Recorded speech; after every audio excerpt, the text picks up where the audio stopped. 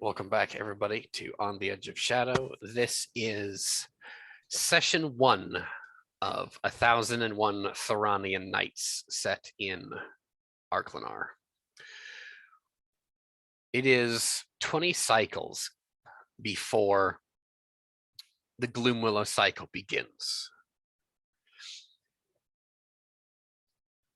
It is night as you enter the city. Your life previous to this point was your own business. These things are now no more. The doors of fate have shut behind you and have locked behind you, and the lock is on the wrong side of the door. High in the towers, minarets, and the sea caves above the city of Hanatra, the night song of the sirens sing their nocturnal lullabies, as at least part of the city shuts its eyes, and a more sinister aspect awakens in Hanatra.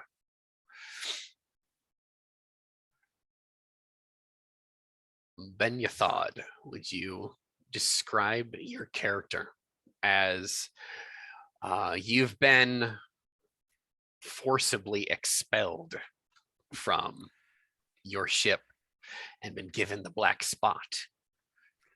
So Ben, or as people normally refer to him as Ben Yothod being his proper name, he is a young man.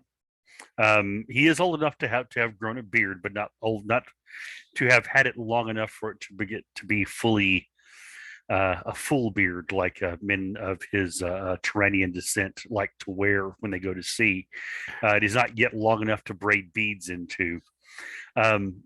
His face is wave and sun darkened. Around his head, he has a cloth which has been coated with a bit of the salt spray and such. It has not yet been washed as he's left his ship. His clothing is serviceable, but not what anyone would consider to be kingly or of noble origin. More of a homespun, if you will, but a homespun of someone who actually cared. His mother made his shirt for him. He's lugging a leather satchel with pretty much all of his belongings, and an old leather wine bag as well, and not much else. Rope, uses rope as a belt, looped multiple times around his waist, and tucked into that belt is a worn copper short sword.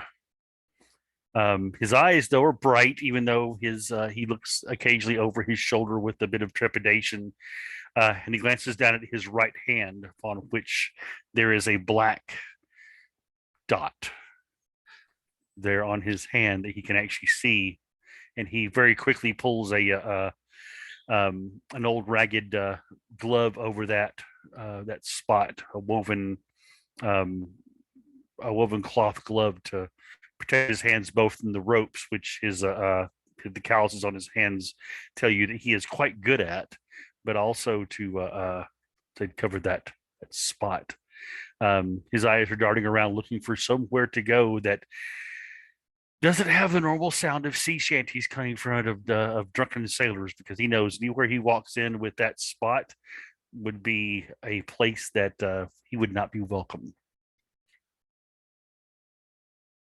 As you walk to the end of this pier, you take a final look back. Your previous crew, they've already slipped their moorings and are nosing for the deep again. They put into harbor. Their Yaith pilot took it upon himself to stop. They did not resupply. No one was let off the ship besides you, fueled by a superstitious hatred and love of the sea, but a terror of anything that would upset the whale god, which we will not reveal to the audience at this time. You turn, you see this, they're nosing for the deep again, and out into that dark, early morning mist. It's about 3 o'clock in the morning. a superstitious witching hour, kind of like cold wind, almost maybe an unnaturally cold wind touches your spine there for a moment, giving you a full body shiver there. You tear your eyes off of this ship. You walk by an inn that is not necessarily run down, but it is a 3-story kind of adobe boxy and or rectangular affair with wooden slat windows. It has a figurehead out front that looks like a giant snake and a worm, as well as a sea dragon or a sea serpent type monstrosity for the deep. But somehow, and something strange to your eyes, you've seen eels, you've seen sea crates. You know, this would be a sea crate of titanic size, coiled in a moment. The artwork of this statue is beautiful, and in the Yates affair that it would be, but it has a mass of tentacles coming from its mouth, as well as a forest of teeth that could possibly be something that it lurks in our earthly Mariana Trench. Thing, cool, but no, don't get in the water. From within this sea dragon tavern, there's some oud music played from within, not necessarily like melancholy type music. It's a quiet, low roar of this evening. People from within are having a grand old time, but they're not being obnoxious about it. Let's be respectful. The sirens own the night air of the city. We cannot upstage our sea women. So he hears the prayers to the deep echoing across the buildings from the towers, and gives him a shiver, and he actually makes a bit of a sign to ward off bad luck. And he walks toward this inn to step inside to hopefully block out that song. It reminds him too much of what he lost. He'll find a table in the corner and look in his small purse of coins, which isn't very much at all, and he'll just order a drink, an ale or whatever they're serving tonight. In another part of the city, in a much more we will say a respectable portion of the city, with its tall, sprawling marble and stone edifices here. When the Yates build a permanent settlement that evolves into a city, gods be damned, it is a permanent monument to humanity and civilization. The great bronze doors set into this 40-foot thick stone wall grind and screech to a closing, almost a baritone gong like sound that does not deafen you, but gives you the solid resounding impression that you are now within, and maybe a small feeling of being trapped comes to your mind. Anat, would you describe your character for us? As she looks around her surroundings, Anat realizes that it's a little bit different than she expected. Her bronzed skin, even in the dark, is visible as what one would expect of a typical Yethite, with very coarse black hair. Her copper mail stands out even in the dark through flickering firelight. And on her back is a great shield and spear, as the warrior looks at these beautiful, beautiful buildings and wonders why she does not see a temple by a river. And she clutches at the claw pendant she has hanging around her neck and whispers a quick prayer to her deity,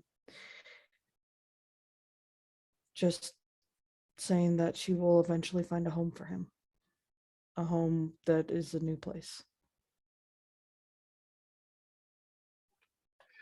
You wander through this city, and you discover quickly that much of this city actually belongs to Ishtar. You know that Ishtar is not evil, but clearly this is her turf. Something more akin to what you would consider a feeling of home in religion is you pass by a large square paved with polished tile, flagging here. On one side of this great square is a sprawling temple of Set, the old serpent. And on the other side is a temple to Ibis, the god of knowledge here, which less so a temple, but and more resembling somewhat of a fortified library. It's certainly a tall building, 4 or 5 stories, which you've not actually seen an Ibisian edifice in the form of a ziggurat, but it would certainly be a very tall ziggurat. And you're standing out in the middle of this square, and you look on one side, you look on the other side, and it is dead quiet. The atmosphere seems a little bit charged here, and you might feel a tad bit uncomfortable because you know that you are being watched, and it's not a comfortable place. It's like you are one soldier standing in no man's land between 2 hated rivals. Oh, not exactly the land I want to find myself in at this time. And seeing as it is dark, I am going to find myself a place to sit, learn a little bit more about the city before I make any decisions. Fair. You wander down to some of these residential type areas. You find a strange gravity pulling you in the direction of the harbor district, and you find yourself on the doorstep of a tavern with a figurehead of some sea serpent, horrific tentacle maud thing from the Black Nightmarish Deep, which might strike your eyes as an art-loving member of your people, but don't get in the water if these things actually are in the water. Gods be damned. And you find yourself being pulled within by the low merriment of these sailor types. I'll go ahead and enter with a quick nod to the art, knowing that he took inspiration from something. Oh yeah, it is almost obvious. I won't have you roll for esoteric knowledge, but yeah, those tentacles look quite handsome on that snake there. Whoever this sculptor is, you know what you're doing. In yet another portion of the city. A bit darker, a bit more grim. A rowboat is sculling for the shore. Standing amidships is a figure, maybe purposefully dressed common-like, to be easily passed over. The rower having a heavy brown cowl that looks just like a massive shadow somehow moving this rowboat, sculling towards the dock here. This rower hands up to this figure amidships a length of hemp rope. You already know what to do with this.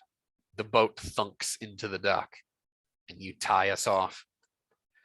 You haul your things, your personal effects up onto this dock. And this figure, not showing his face to you, holds out a bronze tanned hand. It is a very ancient looking hand that looks so wrinkled. It's like tanned elephant hide. This smuggler knows his way in and out of the waters here. This undercity boatman. You toss him a silver coin and he nods. You are not 10 paces down this dock and he has already slipped the rope and he is sculling away, quiet as a shadow on a moonless night. Tarak, would you describe your character for us? Tarak, much like the man who was rowing the boat, he also keeps himself as shrouded as possible. Quite honestly, anyone coming upon him, if he's even in the briefest of shadows, might actually mistake him as not being there, as his leather and trappings cover a good 90% of his body, including his face, cowl and all. He stands about 5'7", being a Yethite. His hair currently is actually underneath a hood, but if it could be seen, it would go down to just below his ears. His eyes are actually a very deep brown. One might actually mistake it for the sands of the desert if caught in the correct light, or even like the sun as it's coming down. It's got that kind of like really deep color to them. Besides that, he is very nondescript. He would rather fade away into a crowd than be pointed out by a guard. In his hands, one would see a short walking stick that could quite possibly double as a jack or a cudgel if need be. And if one also looks very, very closely in his other hand, one would see the length of wire that he would use to silence someone who does come upon him. At the moment, he is looking around, possibly looking for the closest watering hole, and the next story to be found, as he has multiple means of information he is trying to locate. But at the moment, he does his best to stay out of the light and stay out of the guard's path. Speaking of guards, the Temple of Ishtar, almost, not necessarily, doubles as a kind of pseudo police force here. They patrol these streets after dark in troops of 8. During the day, troops of 12. You find a back alley, a well that kind of services a small cluster of homes here. You're there just for an instant to wet your throat. but something catches your eye. Some prowling predator means to possibly prey upon you, but they are not. They have misinterpreted the situation. They are indeed are not the predator here. Make a defense test for me.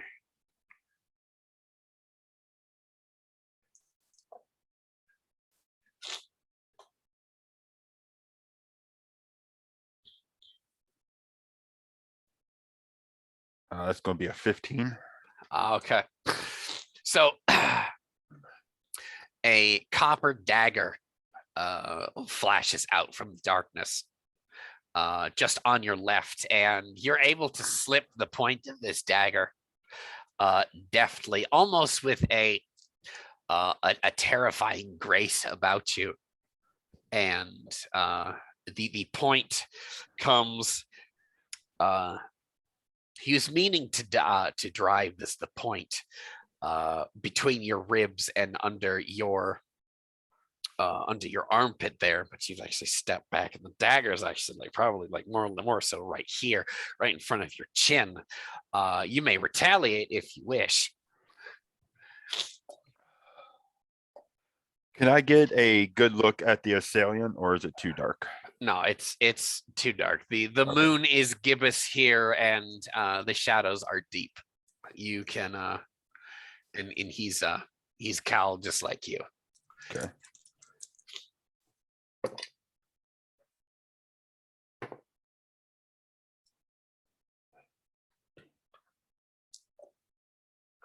Could be a 22. That one's just popping today. That he's not going to be able to answer that with a 14 on his defensive dice. You describe how you attack him. You return fire, so to speak. Right. Was I able to take? I can't. Sorry, brain's a little muddled. Was I able to take the dagger from him, or do I have his wrist in hand? That would be a grapple test. Do you actually want to grapple him and grab his wrist with that? That's fine if you want to. Well, because he tried to swing at me, I deflected the point, and that's where we're at right now. Right? If I was understanding that correctly. He tried to stab you, and you've already passed the defense test. You've already dodged it, and you're attacking now. So what exactly do you want to do? Yeah. So sorry, I was trying to mind eye. I'm trying to get. Yeah. So my grapple and my attack, well, my grapple would be the same thing, so it'd still be the same number. But yeah, what he would do probably is, as the guy came in with the dagger, he would basically deflect it. And then what I'm hoping to do with the grapple check is I would actually step in and drive his wrist up to his neck, putting the dagger into his own throat. Okay. With that, yeah, you can go ahead and roll damage. Did I get any dispatch on that? That is a 3 dispatch. So for an assassin, you get a +4 to that. Right.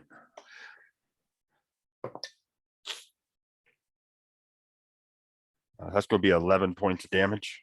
Yeah, that is going to brutally murder him.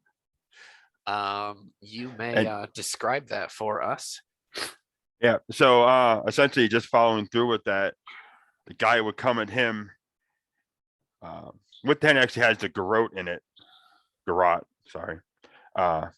He would kind of deflect the hand. He would step in and kind of like grab the man's shoulder, and then take that man's wrist and shove it up right into his throat. But being the way he is, he'd actually would still hold on to the man as this happened and slowly lower him to the ground so we don't get the thud on the ground. And then he'd actually would hold it there until there was no more movement from the man. Okay. First assassination of the game. Well done.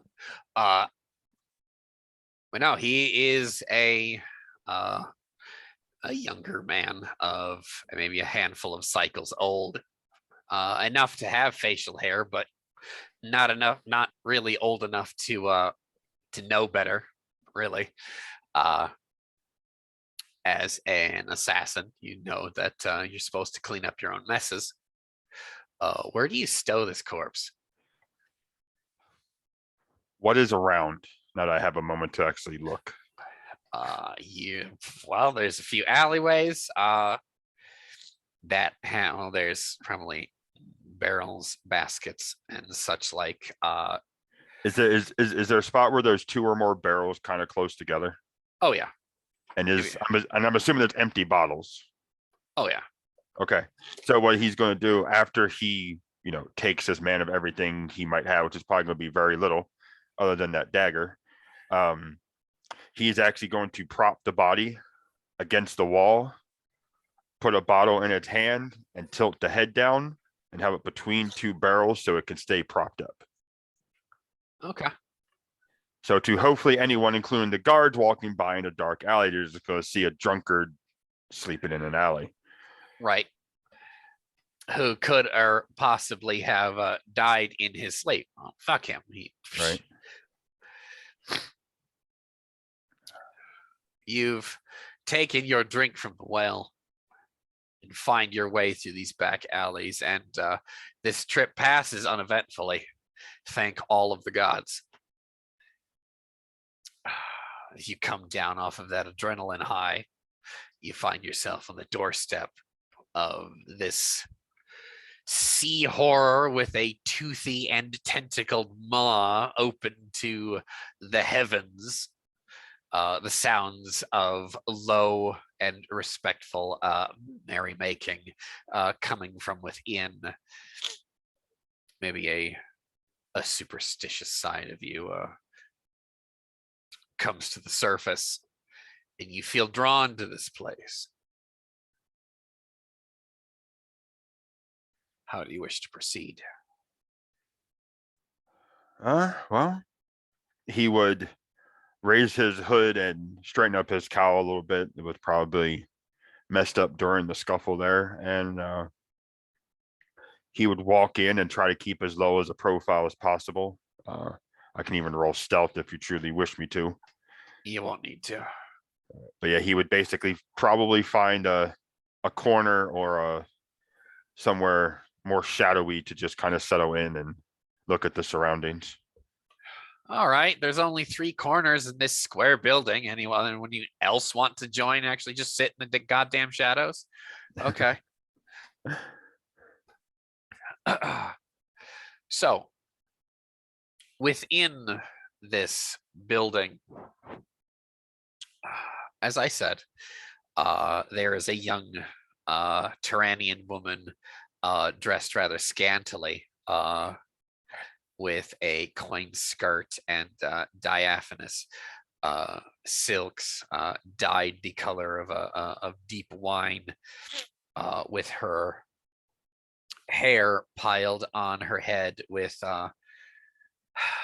gold and jeweled ornaments, keeping the coiffure rather quite perfectly piled on her head. It looks good on her. She dances there in what seems to be kind of like a space open specifically for that. There is 2 gentlemen playing instruments. One playing an oud that has seen better days, but is very well maintained, inlaid with silver designs, seemingly depicting a calm desert wind gently blowing the sand dunes. Another one sitting next to him, a star nomad with the constellation of the thief tattooed on his left forearm, is playing what looks to be like a cow hide stretched drum, kind of like playing the beat with this oud, playing the melody that is keeping the time of this young woman dancing and swaying. Very pleasing sight here. And most of the men and women actually are, they have their eyes glued to this woman. She is, ooh, there is what seems to be a possibly sandalwood and or musk incense, kind of keeping the blood flies at bay here. Bronze and amber colored sconces set in the walls kind of bathe the area in this very, very inviting amber red light, which really kind of dances off of the bronze skinned dancers, the sheen of her there. Almost a kind of a perfect Arabian romanticized image there. There is a festival of nations in this inn called the Sea Horror. There are Thoraneans, there are mixed blood, there are a few star nomads, bulky muscle-bound individuals with copper and bronze tulwars, some of which are jeweled, have jeweled hilts, sitting around a table playing a game of what seems to be the Egyptian animal spirit headed chess pieces there, and someone is just getting their ass handed to them in this game. Well, they don't seem to mind because the alcohol is flowing above the incense, keeping the blood flies at bay. The alcohol is the most potent here. Ben Yathad, standing there on the doorstep, will actually come back around to have everyone be settled in. What is your impressions of this place? Well, Ben is at least as he thinks to himself, at least it's out of the rain if it does rain in this forsaken place. At least it also keeps the chill of the night air off of him. The beer is, though it's probably sour, is still better than nothing. Which he sips I think it takes a sip and sort of grimaces a bit, as it does still cleanse the palate a bit of allowing the wets his whistle, as it were. Obviously, having been at sea for a while, his eye is definitely wandering toward the lady dancing, and he thinks to himself, he's wondering if she has any other things she might offer as for money. And then he thinks of how little he actually has in his purse, and he thinks to himself, I couldn't afford her anyway. He's actually going to be looking around, just sort of gauging the crowd here, and trying to see if there's if he might be able to find a decent merchant that might wish to have a blade at his side to protect him, or possibly a young noble who needs a fellow to pal around with that looks to be lonely, or a young lady who maybe of means that needs a gentle hand and a smile, of course, for possibly a few coppers and maybe a warm bed at night. So you will find no nobles in the Sea Horror, unfortunately. Didn't think you would. those actually might be the best kind of nobles you'd want to hang out with. No, this place is a den of scum and villainy. The scent of opium hits your nostrils, and you, ooh, okay, this is what kind of place this is. Yeah. No wonder the beer is so sour. Right. And yeah, no, the opium gets into everything, messes up your taste. You find a seat in a relatively unpopulated area. We'll go a short scene later to Anat. This young lady who has been dancing this whole time takes a short break as she bows. she gets a well-received round of applause, and this young lady has some gold coins thrown at her. She is delicious. Put her into a mechanical aspect, not to demean this individual at all, but her her allure. She has 6 grades of allure. She is very beautiful.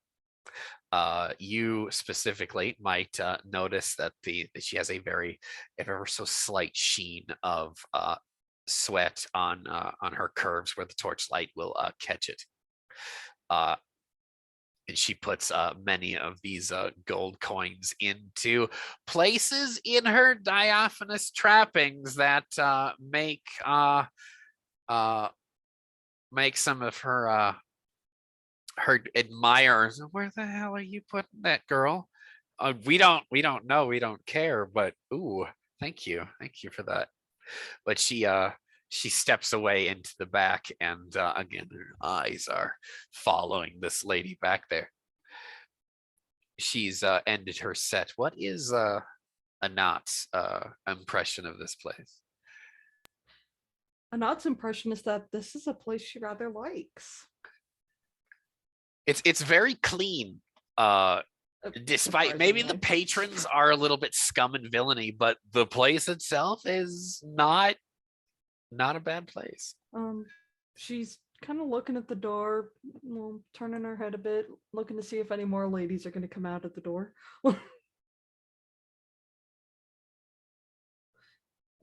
Meanwhile, also casting an eye about to see if there's anybody she needs to keep an eye on. All right. She's keeping to herself then. Halfway keeping to herself. Yes. She's not exactly trying to be, oh, I'm reserved. She's not exactly keeping quiet, but not exactly making a nuisance. Ah, okay. She's people watching. Okay. Now, a short time later, Tarak, now probably the most menacing figure in the tavern at this point. You walk in, and there's a hush comes over the crowd as though that when you walk in, this absolutely gorgeous woman with a coiffure of coal black hair piled up on her face, and she's in her wine red silks there. She's gone back to clean touch up her makeup and not to be so damn sweaty in front of her many admirers. She walks out to this floor cleared for her for her dancing, and she looks at you. You look at her. There could have possibly been a moment there, but there's that hush falls over the crowd to where, what the fuck's this guy gonna do? And until the oud player, this Thoranean musician, clears his throat and kind of nudges this drummer here. He's like, "Oh, here." And kind of like tests the tone there, and then now the feeling of awkwardness and intimidation passes here, and she goes about her next set. You see a Yaith woman clad in a copper mail corselet, who not necessarily out of place, but she has a disciplined militaristic stance to her, as one of the other young ladies, maybe a what I'm going to describe as an overdeveloped teenager comes over, and with a pitcher of red wine, leaves a clay cup that is clean. Anat, it is a clean cup in front of this Yaith warrior woman, and she maybe this young lady bends over maybe a little too far. She's going for those tips is what she wants. And she fills that cup for you and then leaves maybe a little bit quicker than maybe she needs to. If she's going to be working for the tip, she can't be running off so damn quick and taking the eye candy with her. As an older woman to a younger woman, you kind of see that in her. Anat's not going to look twice at her. She's more interested in the older dancers. Ah, well done. Excellent. So, Taraki, do you see this? And you see a younger, maybe a short bearded Thoranean sitting not too far away, but his eyes are riveted to this woman who has clearly seen a few seasons more than him, and she is perfection in the sands, my friend. Take it away, my brother. Did Turok get in there soon enough to see the gold throwers? No, you heard a clatter of something on the floor before you came, which you probably could have assumed that someone just dropped something. Right. You Okay. saw a cute butt disappear into the back of the house, but that's about, you didn't see that.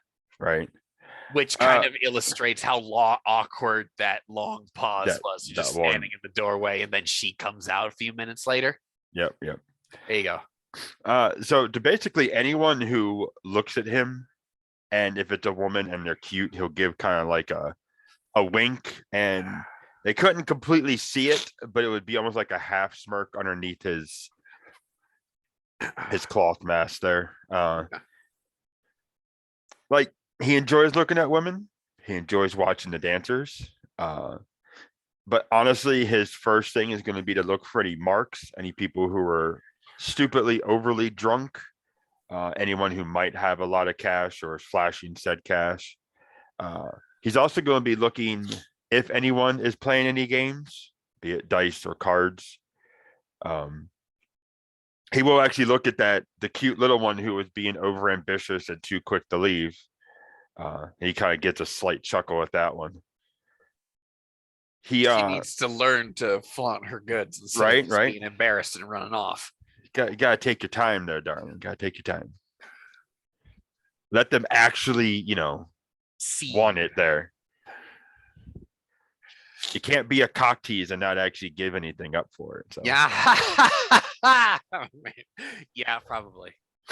But yeah, at the moment at least, especially because he's still kind of riding that adrenaline high from the alleyway, he's actually not going to flag down any of the girls or any of the staff for a drink. He's going to kind of let the blood simmer down for a little bit. Did I get anything of value off that guy, or was it just his dagger and that's about it? Let me ask you this: how much of a bastard is this character? I wouldn't have left him naked. What level of douchebag do you want to be? I wouldn't have left him naked, because if someone passed him by in the alley, it would potentially make him notice it more. If he had a cloak, I would have taken the cloak. If he had money, I would have taken the money. If he had weapons, I would have taken the weapons. Anything of actual value, but not if it's literally the only thing left on his body. He had a pair of nice sandals. Sure, I could use a new pair of sandals. Mine are all worn. Take his fucking shoes. Yeah. I'm gonna cut this guy's throat and leave him without shoes. Good shoes in the desert? You kidding me? Fuck yeah. I know. He was wearing some elephant hide tall sandals now, okay, these are desert boots. They're sandals that go up to the knee. Yeah. That's what this is. And he was wearing they're not socks. It's a linen wrap to keep the hot sand off of your skin.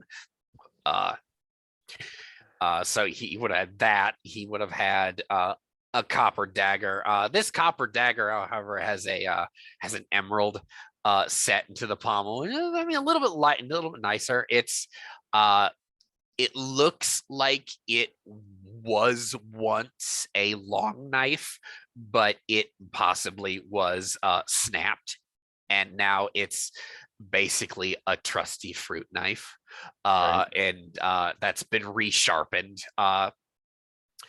Its durability is you could use it, but you're not. It's would not be a weapon to take trusted into battle, is what I'm saying.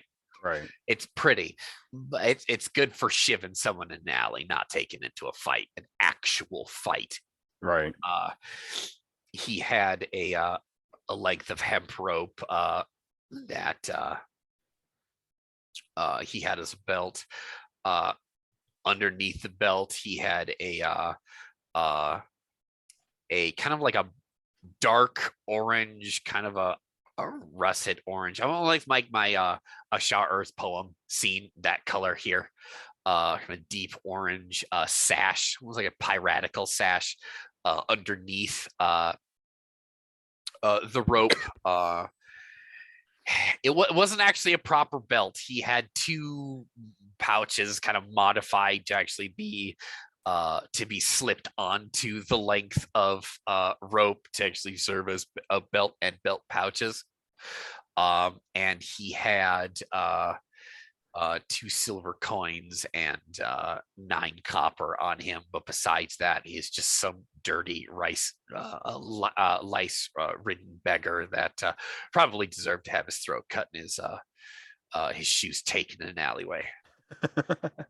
That's gonna be his calling card, taking a motherfucker's shoes. No, I'm joking. Don't do Good. Fuck him. that. No, so yeah, Tarak actually, yeah, he would have taken most of that. Honestly, the sash and the emerald set dagger, he is probably going to try to fence or trade off as soon as possible. They're not really to his style or liking. The rope is always good to have, of course, and money's money. Is there actually a game going on? Yeah, someone's getting their ass whooped in what seems to be like a stylized animal spirit chess game. All right.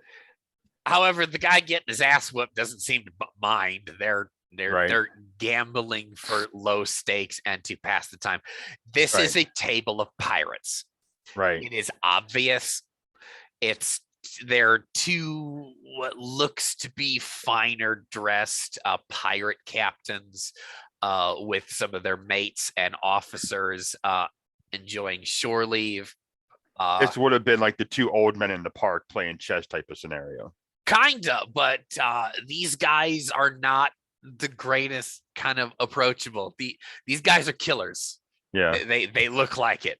One of which is big muscly Thoranean grandpa who has kind of a salt and pepper beard. And now for Ben's benefit here, this guy's beard goes to in like the Babylonian fashion. It's just a curtain that goes down, and it's got like 4 tiers of beads going down. Like, God, dude, that's like 10 pounds on your face. Why would you have? What I hope to have eventually. Yeah, right. Right. If you live that long, this Have beard envy right now. but this guy. Now, I'm sorry, this is gonna get a little graphic. This guy gets pussy. That beard is how he gets women, and it goes all the way to his waist. And he seems to be the one actually winning this fight. And the other captain is a star nomad who has the constellation for companionship and solidarity tattooed across his forehead and down his temple. This particular captain, his hide is the color of coffee. It is deep. It's a dark brown. He's a very handsome man. He looks to be in about his late 40s. The gray has not touched him yet, which kind of by how he dresses, how his tattoos are aligned, and how he wears his hair will for those who are at least somewhat urban, know that he is of that age demographic, but the the silver and the white in his hair and sideburns that's not there is very deceiving about his age. He looks about 15-20 years younger than he actually is, but he has the swagger of a guy who's been out doing this sort of thing for a while. And this game means nothing to these guys, but again, let me reiterate, these guys are killers. They have this aura of two guys who are used to command and kings holding court with their mates. But that's the only game that's going on right now. Yeah, so Tarak, upon just seeing the game, would have started going forward, but after seeing the players, it wouldn't be like stepping back as a like, oh crap, I'm gonna get myself killed type of mentality, but it's like, all right, that's a table no one steps up to unless you're invited. So he would keep a respectable distance from that.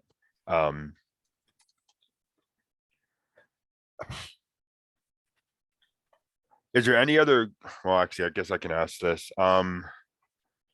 Is there any conversations going on that would be talking about anything going on outside the city? Specifically, he's looking for rumors for something. Treasure, ruins, something of that sort. I can roll for it if you need me to. Oh, no, you don't have to roll for this at all. You overhear a conversation. That's actually the table adjacent to Ben's table.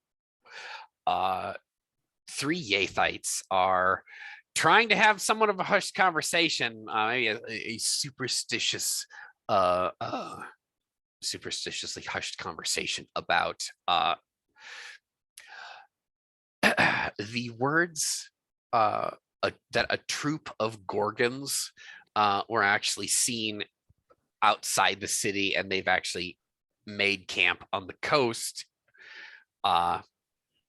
They've sent two individuals of their caravan to a village closer to the city in hopes to try and negotiate some kind of trade, but everything that is related to the Gorgon people is curse and a nation of people that is extremely dangerous and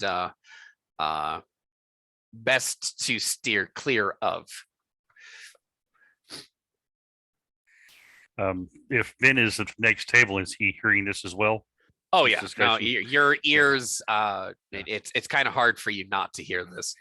Yeah, you may notice if you're close enough, Ben actually will mutter a bit of a prayer under his breath to Ishtar to ward them away. Bad luck and all. So, Right. Excuse me. Is there an empty table next to that table with the conversation that's not Ben's table? Yeah, there is. All right. Tarak will actually set up there. Okay. Being the head on a swivel, slightly paranoid guy he is, the closer his back is to a wall, the better. Okay. But if it is in a wide open spot, he'll do it regardless, and he'll kind of just be a little looking around. In orientation from with as luck would have it, around this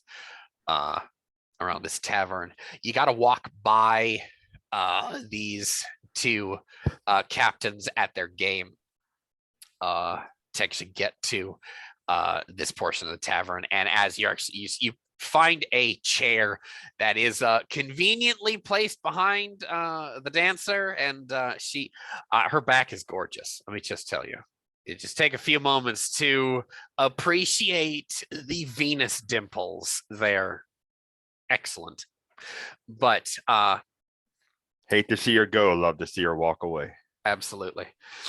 As you walk by, the Thoranean captain looks up and sees you under that hood and just kind of gives you this, and then goes back to his game. Tarak will give a brief nod, like He- respectful nod. He does not sweat you. Yeah, He's right now. he's about his game. He has no reason to sweat me, so it's not a concern. You also have to walk by a knot to actually get there.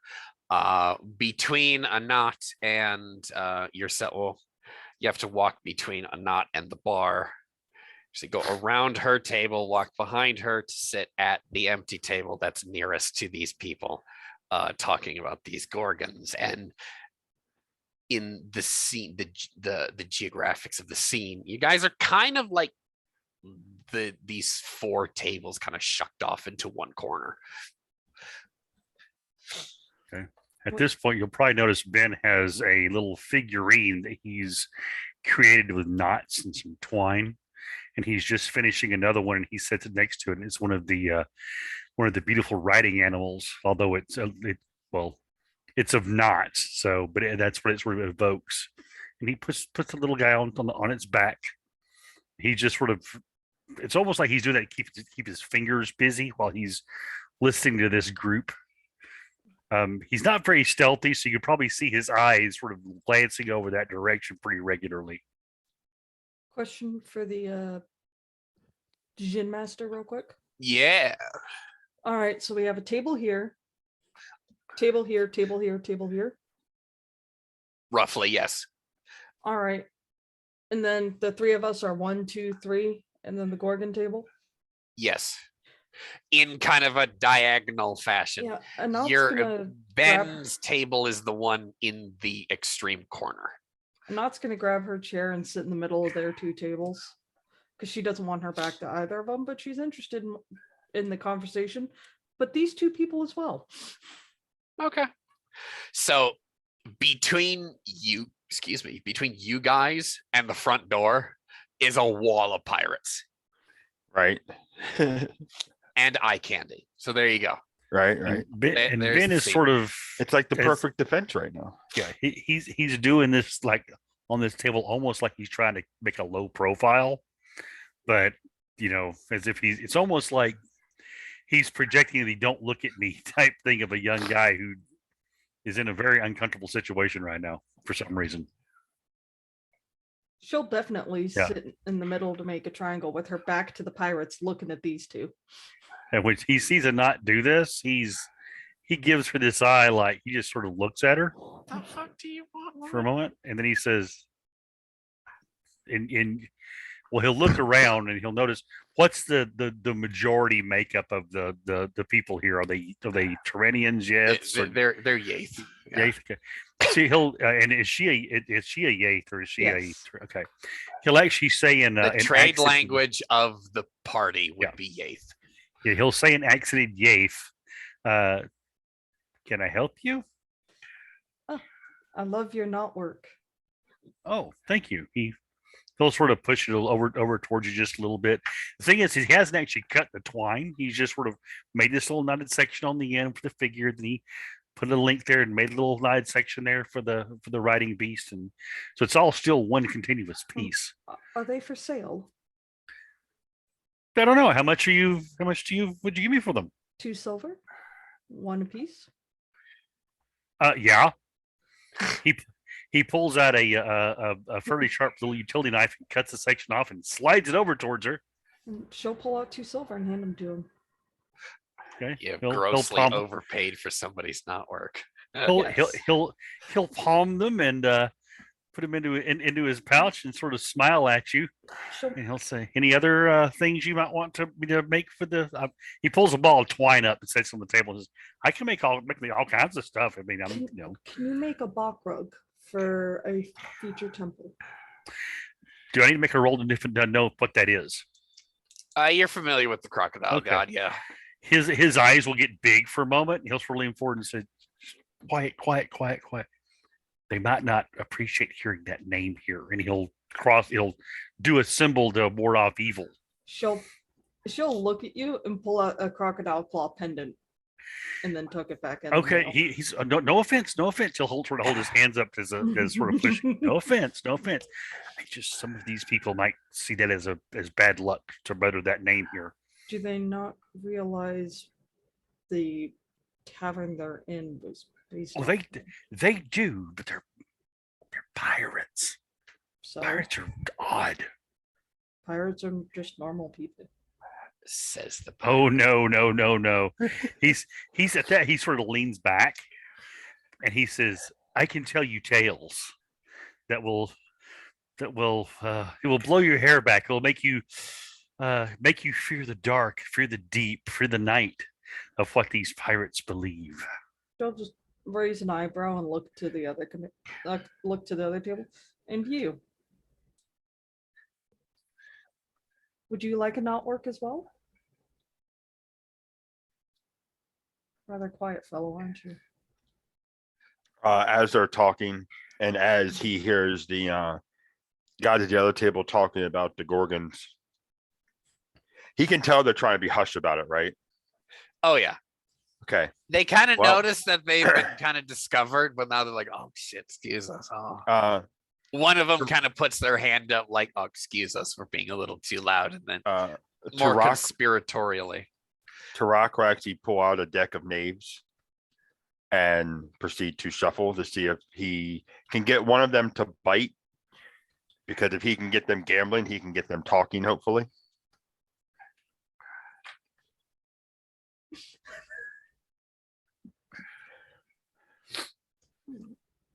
Just so you know or not, you started talking to Ben. Ben is now talking to you. All right. Because he's now telling you stories of the horrors of the sea. And as she's doing that, she looks over to Rock, raises an eyebrow, looks at the people, looks at him, looks at the people, looks at him, tilts her head, and continues talking to Ben.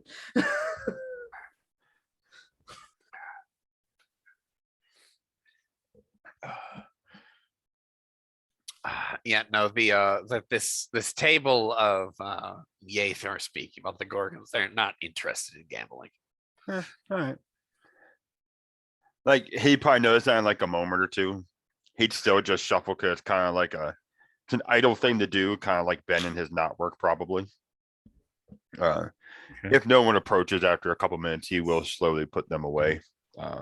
He will, however, Actually, Ben is going to actually sort of look at the deck of cards, and he's going to look at a knot, and he'll motion over, and he'll actually get up and come up with his beer and come over to the table and say, "You play cards?" Tarak will just nod. He reaches in and pulls a few coppers out of his purse. I don't have a lot, but would you like a game? You just saw him take 2 silver, so Right, yeah. I think I'll join as well, if that's all right with you. Tarak will actually take the copper. More likely, he took off that body in the alley and match Ben's wager. It's like 4 copper. I'm Yeah. afraid I don't have copper though. I can spot you this for this one. I'll put 4 copper in front of a knot. I just got 2 silver off. Like of her, knowing that she paid in silver and she says she doesn't have copper, Mhm. in Tarak's mind, that's instant mark right there. That's her goal. Like, oh, the fools and their money must be parted. She's poor as shit. But yeah, Tarak will begin the deal. Whatever is customary in the region. I don't know what they actually play. Who has grades in Streetwise besides Mike? Not me. Not me. Then neither of you can play fucking cards. Yeah, I know. I figured. We'll still play. Now, can I deal and then basically look at me dumbfounded? And I could be like, all right, without actually speaking, be like step by step, like here's how we fucking do this shit. Okay. Yeah. Ben will. He's like he'll actually kind of tell you. I've never actually played this game before, but it's very interesting. Yeah, they're both gonna take a -4 penalty to streetwise. Oh Oh, yeah. goody. And Not's gonna mutter under her breath about how this was not in her training. No, no. Yeah. Okay. So shall we roll to see who wins, ladies and gentlemen? So that's based off of cunning, correct? Watch one of them pull double 8s on this shit too. Okay, go for it. Double ones. I have an 8. I have a 6 and a 4 -4. So All right, moving on. Because this is not going to be session 1 being gambling all night, or we have Right. shit to do. no, just the introduction there. Yeah. Yeah. So- well, What exactly you guys try to do? So as Ben is sitting here learning the game and such and looking over, he's basically looking at Turok in a knot, and he after the the first hand around says, I'm known as Ben Yathud. It's a pleasure to meet you and share a drink with you. And he holds his mug up and sets it down. He definitely has an accent to his Yethite or his Yeth language. So I am known as a Not. And she lowers her voice. And just looks, pulls out the pendant, puts it back. Apparently, I'm not supposed to talk about that. Kind of gives a slightly dirty look to Ben. he once again does a sort of holds his hands up and backs up just to let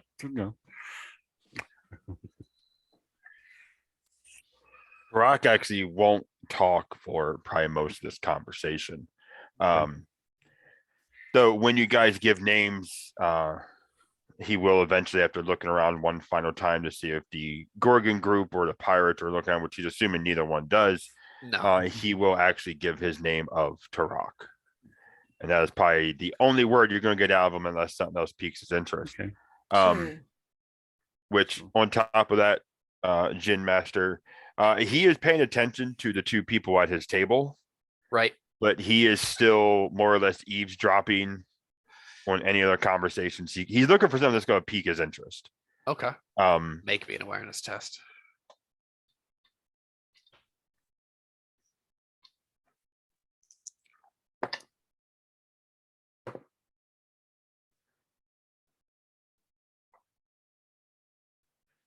that's going to be a 23. Well, you have been eavesdropping about well, obviously more of the Gorgon gossip. It sounds like these 2 individuals, their third companion has gotten up and left. These 2 individuals are trying to get a posse together to go do something about these Gorgons, which might kind of come to you as, wow, you're gonna get a posse together to go lynch these snake people. What are you doing? Now, does Turok know much about Gorgons? Or do we just know like the general consensus that you usually don't deal with them? Gorgons as a people, they keep to themselves. It is common knowledge that the petrifying gaze is a curse about their people. They were once a civilization of high mortals, similar to the Archaeans, which would have been the progenitor race of the Yath. But legend goes that their queen, the queen of the Gorgons, these people, fell in love with a mortal from a foreign land, and she wanted to send him her favor. She basically tried to do like the honorable high mortal thing, like send him poetry, send him like a love letter or something, like trying to woo him to come visit her kingdom. He is, no one knows what race he belongs to, but he was kind of referred to kind of with the same awe that we here on Earth would probably speak of Heracles. Yeah, with. So she sends him this Heracles type figure a poem. And it is remembered that the poem was very beautiful. And it, at this point in the narrative, it was seemingly pretty innocent. But the god of this race of forgotten people got word that this dirty little foreign girl was trying to take her man. Similar in, like, you know, he had in their culture kind of like the same position that Odysseus had with Athena. Athena had the hots for Odysseus. Stop. Let's not argue that. She liked Odysseus quite a lot. And this goddess was sick and tired of this dirty little foreign girl trying to steal her man. So she, in the petty goddess fashion, cursed her. And oh, by the way, I'm going to curse all your people too for your damn man stealing. And now they have snakes for hair and they turn people to stone. And it's the entire people, it's the entire culture. And of course, over the years, over the cycles, and over the millennia here, they have become a people in decline. And instead of sprawling metropolis type cities that we would see in ancient world superpower type cultures, they have been reduced to semi-nomadic caravans who just so happen to have this spooky serpentine curse about them. So people stay away.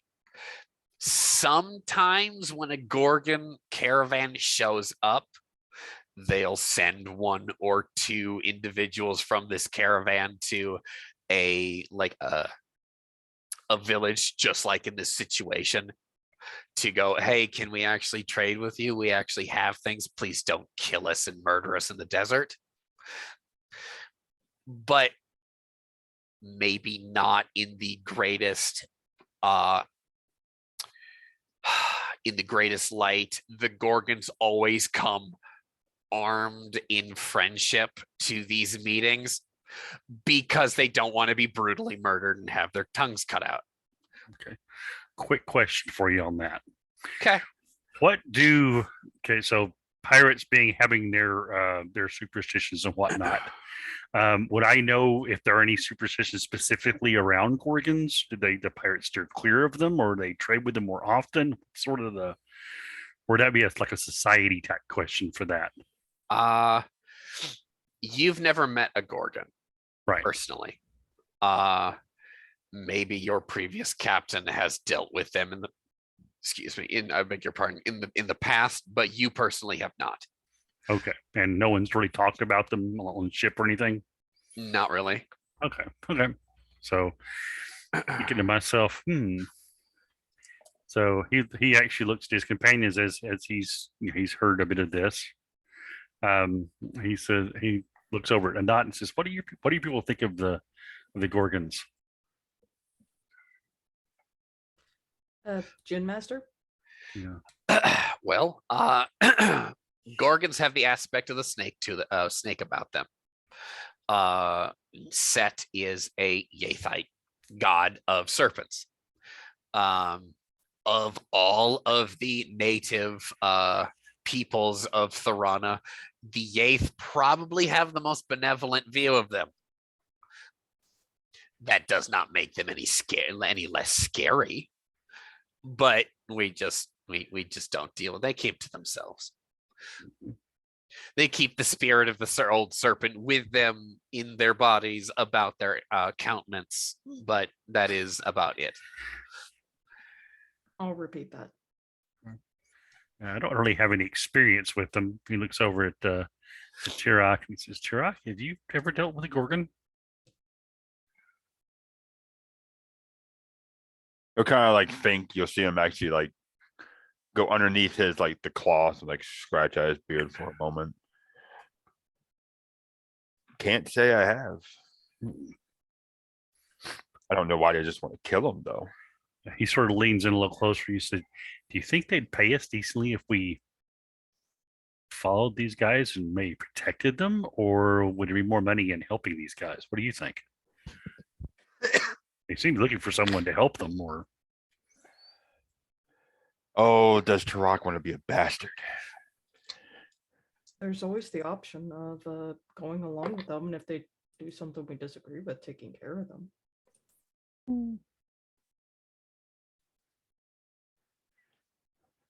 Well, and Turok will actually he'll look at the table and he'll look at Anat and Ben. Well,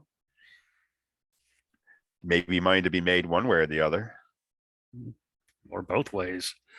I could use some money. I'll tell you that much. I'm quite poor and poorer now because of this this game that you're teaching me. I could definitely use some money myself. Okay, so when you guys level up, both of you are going to be putting at least a point in Streetwise. Streetwise. Yes. Yeah. I am taking a point from you. This is happening That's fine. when you level up. I said my character's a sailor. He's used to sailing, being on ship and such. Streetwise isn't really anything I really had a chance to actually learn much of. Knott's used to being basically the shrine warriors. Why would she So- ever know Streetwise? Yeah. So yeah, but that would be a thing that would Talk probably- to the people. That's true. No. That's the Also, way you gotta Turok. talk to everybody. Also, people? Turok has an ulterior motive of, if he can actually talk to the Gorgons, maybe they'll have some information for him. Hmm. So he's not going to say that part out loud, but that's his. In the end, Okay. he wants the Gorgons to live to see if he can ask them anything. But No, I say we partner on with these guys. We look like an intimidating enough bunch. I can be intimidating.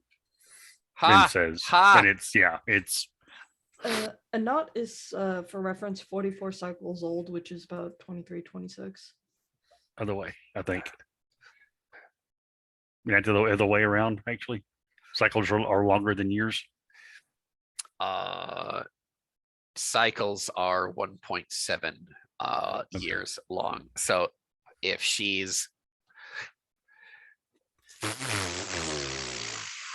like 26. 14 cycles old, roughly, she'll be about 26 Earth years long. So yeah. Okay.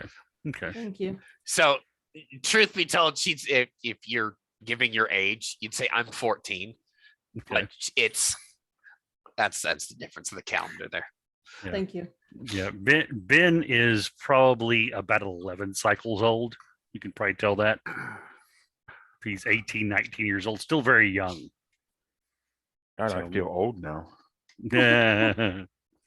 I had Turok down as like mid-20s for cycles. So that's okay.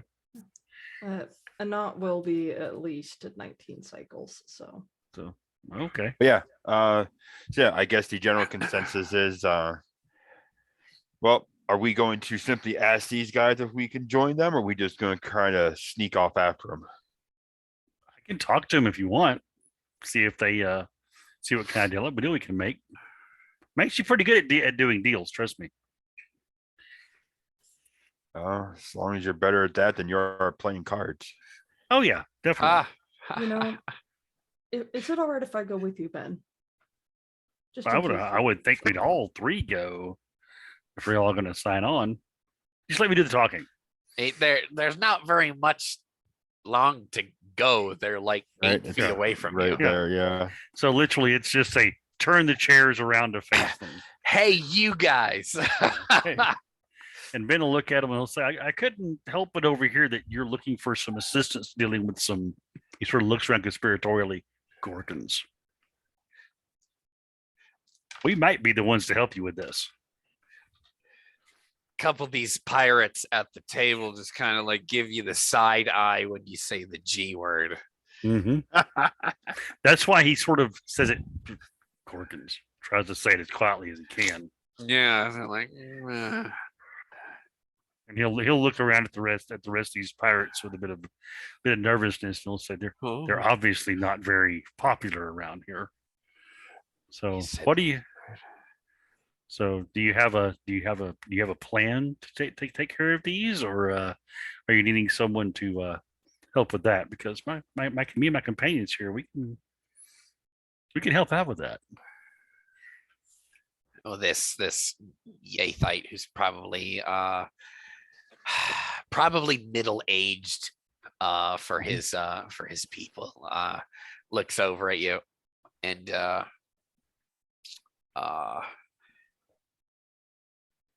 he takes a while to answer. He's like, oh. Maybe it's a bit maybe it's a little rude that you've been eavesdropping, but he kind of like files that away and we're like, oh, okay, I see how it is. And next time, don't talk so loud. See that's they don't know that. Fuck them.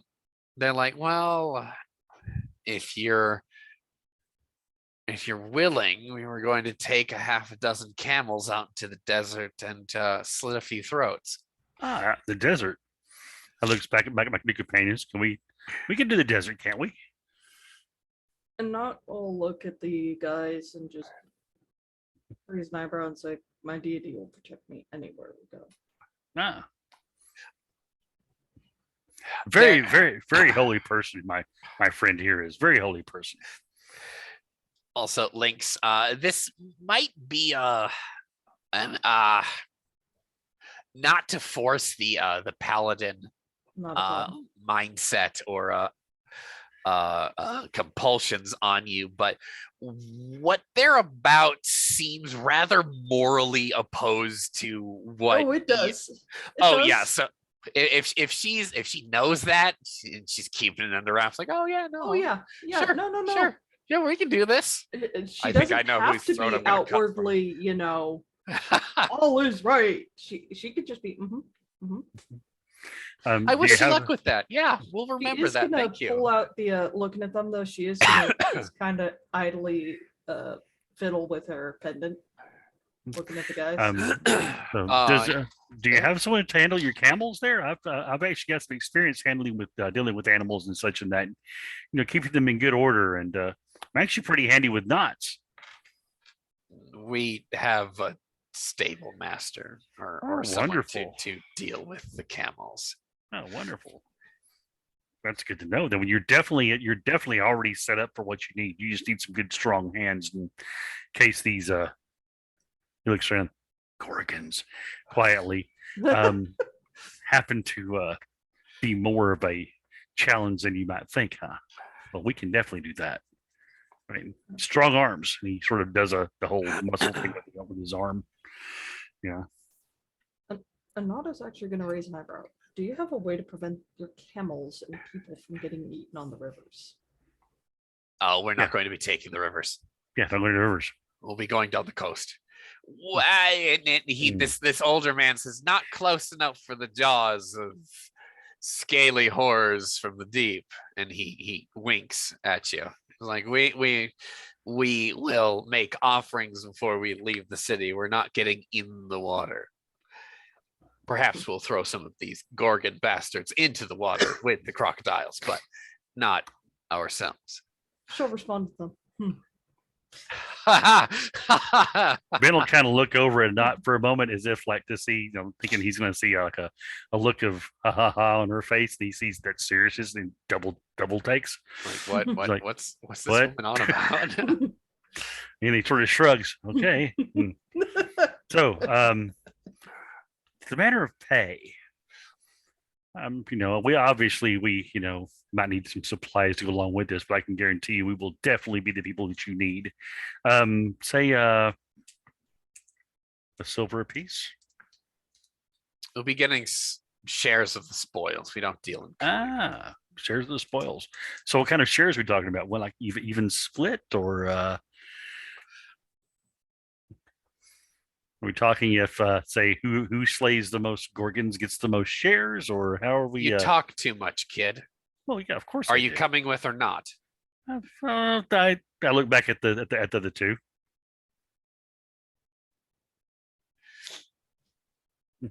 What do you need? Not? Just a quick question. Esoteric knowledge wise, who did the Gorgons come from deity wise? Who do they worship? We don't actually know that. Ooh. In that case, she'll look at them and say, "You're asking us to play in the playground of a deity we know nothing about. I'm in." Then I guess I'm in as well. And he does a little quick sign to ward off evil. Nice. Okay. Iraq would have stood up as they were talking and basically coming to an agreement. He's already headed for the door. Our troop will meet you on the eastern side of the city. We'll see you there then. And he'll actually spit it in his hand and hold it out as if to shake on it. He flips you off and walks away. He'll wipe his hand off. Make sure his glove is secure. He looks over to Not, and I said, "I guess we'll follow our companion then." Yes, we shall. Okay. She doesn't bother putting away the crocodile claw this time because she knows. Oh, I that would she's I would leaving the suspect city. not. Yeah, we'll head on out. So Anat, I'm assuming who leaves the okay. All right, just back up a second. I'm assuming Tarak leaves the tavern first, Yes. then Ben, and then Anat comes up, leaving behind. She's playing rear guard. Yes. Okay. So you walk by this table of pirates, and the heavily bearded Thoranean, big Arabic grandpa that he is. As you walk by, he gets his foot out there, not to trip you, because he's like waited until you're. If he was gonna trip you, he'd put his foot in front of you. But as you're walking by, he puts his foot out and he taps your ankle with the toe of his sandal, just enough to get your attention. Yes, Alder. And he says, "May the scaled one."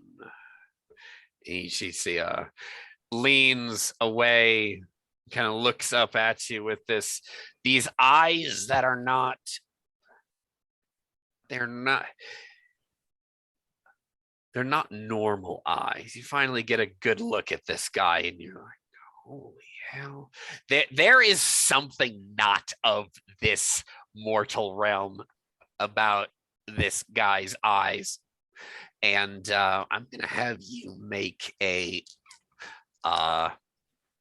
He's actually going to throw some intimidation your way, and he is just so we can get this taken care of properly here. Gonna look up our saves. He's gonna roll. Oh my goodness. Links help. He rolls a 28 on his intimidation, and you might not be able to answer that. What do I counter with? I'm gonna say premonition for this one. I don't have premonition, so I'm rolling at a -4. I think premonition is actually an everyman skill. Hang on a second. Okay. Let me look this up for you. Actually, yes, actually, yeah, you are actually rolling at a -4 penalty. Son of a gun. Okay, all It's all right. right. And I use sight, I take it. Premonition is spirit, actually. Oh, great. My worst skill on top of that. Well, shit. Okay. Which 8s explode? 8s. If you roll an 8 and a 1, the 8 does not explode. Double 8s.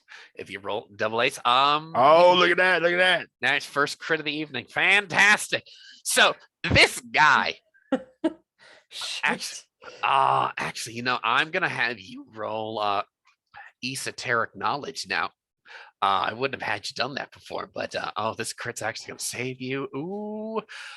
Make me esoteric knowledge, please. That I do have at a +4. Excellent. Well done. You need a 16. 12, 13, 14. Dead on. Oh, you got a 16? Okay. Dead on. Double sixes. Okay. Okay. All right. All right.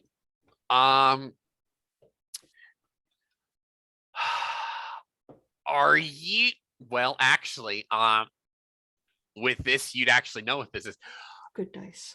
Has Anat ever personally encountered a deep one before?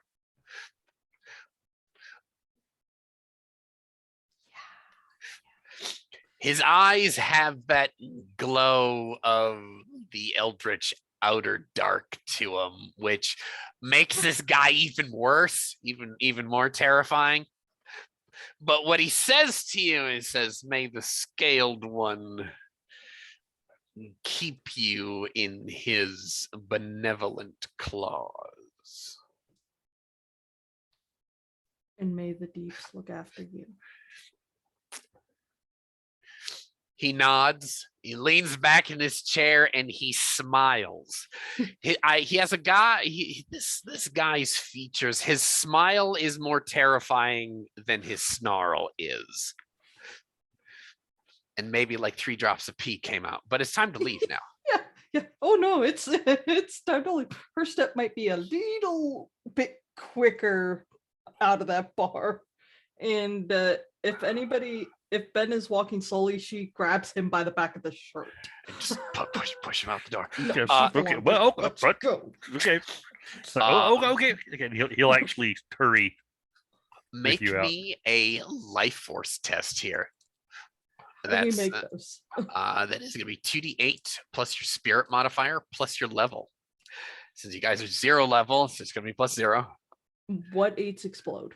What do you mean? What 8s explode? Do any 8s explode or no? 8s will always explode unless it's a crit. There's no reason All right. for you to explode crits. Or if you get an 8 and a 1, then it doesn't explode. So if you got an 8 and a 2, roll the 8. If you got an 8 and a 1, that's not a 9. That's an 8. All right. In that case, I suppose the 1 subtracts it from the score, and it's just flat 8. All right. In that case, it's 8, 9, 10, 11, 12, 13, 14. You want a life force from me, even though I'm already outside the bar, or am I too far away? No, you didn't look at him. Okay. You're going to take 2 points of temporary corruption because you just looked into the eyes of a deep one or deep one spawn. You don't know, but it's spooky and it comes from beneath the waves.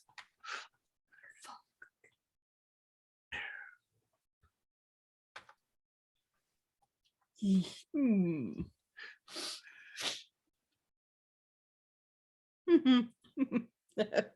Oh yeah, she's 100% trying to keep her shit together. If you'd like a brief soliloquy there, go for it. As the realization of what just happened washes over or not, she grabs Ben by the back of the shirt, hurries him out of the bar to catch up with Tirok. And she goes, "We are moving. We are not stopping. Keep moving. I don't care what's back there."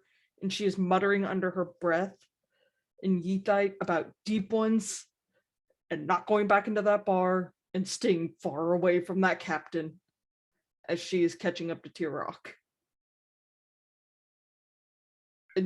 And she doesn't know what he is, so she will just unthinkingly grab for the back of his shirt too to drag him down the road. Cool. We will open the next scene outside the eastern gates of Hanoptra. Some of the city guards, the local military here were rather put out that somewhere around 4:30 in the morning, they had been roused to open up the gate, which there's no real law that says, oh, the gates are shut until morning unless Hanaptra is at war with another nation, which they're not right now. They're just being belligerent soldiers, opening the gates for as civilians that want out, quite literally.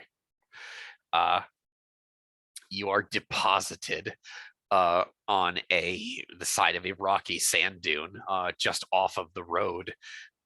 This tramp down rock, stone, and dirt road that caravans use coming into the city from the east. There are a group of camel riders milling about on the adjacent dune, standing around a looks to be a small-ish pavilion that they're taking down right now. As you make your approach here, we'll say there's 14 of these individuals, including you guys. And they have camels enough for all of you. However, a couple individuals will possibly have to leave some of the supplies behind. They're not going to be leaving these supplies out just in the middle of the desert somewhere, but it seems that you guys are being given what would have been the pack camels had no one else showed up, so they can bring their supplies with them, that sort of thing. They're benevolent enough to at least give you mounts. What is your next move here? As we're approaching the group, before we actually get full earshot, I'll look at the other two and say, that's a few more than I thought. But I guess we'll keep our eyes and ears open. And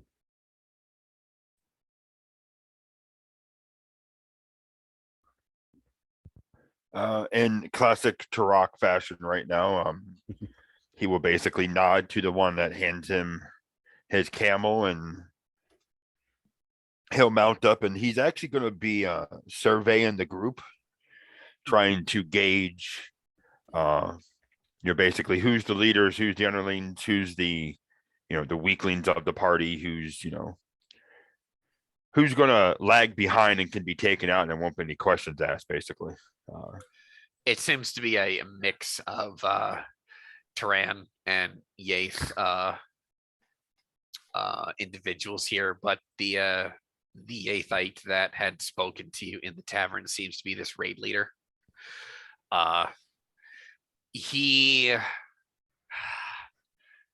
Anat will probably get this the most, as is her temple training. This guy is probably a criminal of some form or fashion, and something very distinct. For her specifically, this would be, depending on if you got more information about him, if you learned any more about his mannerisms and his history, if he is indeed a criminal or possibly a rapist or a cutthroat himself, he would make an excellent sacrifice to Bokrug. Not will file that away for future reference as she checks her camel's feet using horsemanship, as she has been around camels quite a bit. Fantastic. And she'll make sure she's not been given a lame beast. Check the girth, the bridle, before mounting up. It seems like these seem like actually rather well taken care of and well maintained animals. Some of them are shorn in a way where their fur is almost geometrically artistic. These are well cared for animals, but they're, maybe a couple of them have this thing about them where like they're probably more well trained, like maybe like the camels themselves have served in military service, if you will. The raid leader himself has a camel that a dromedary camel, one hump camel that seems like he takes to war barding very well, and but the camel isn't wearing obviously a full coat of lamellar about his person, but he answers to the commands told to him with a surprising rapidity, for obviously a beast of burden. Hmm. Now, for mechanical purposes, I'm guessing only Tarak actually has horsemanship. Oh, I do. You I do. also are. So Yeah, everyone horse- actually has horsemanship? Yeah, Excellent. horsemanship and animal husbandry, actually. Okay, So cool. not a lot of it, but I do. That's Okay.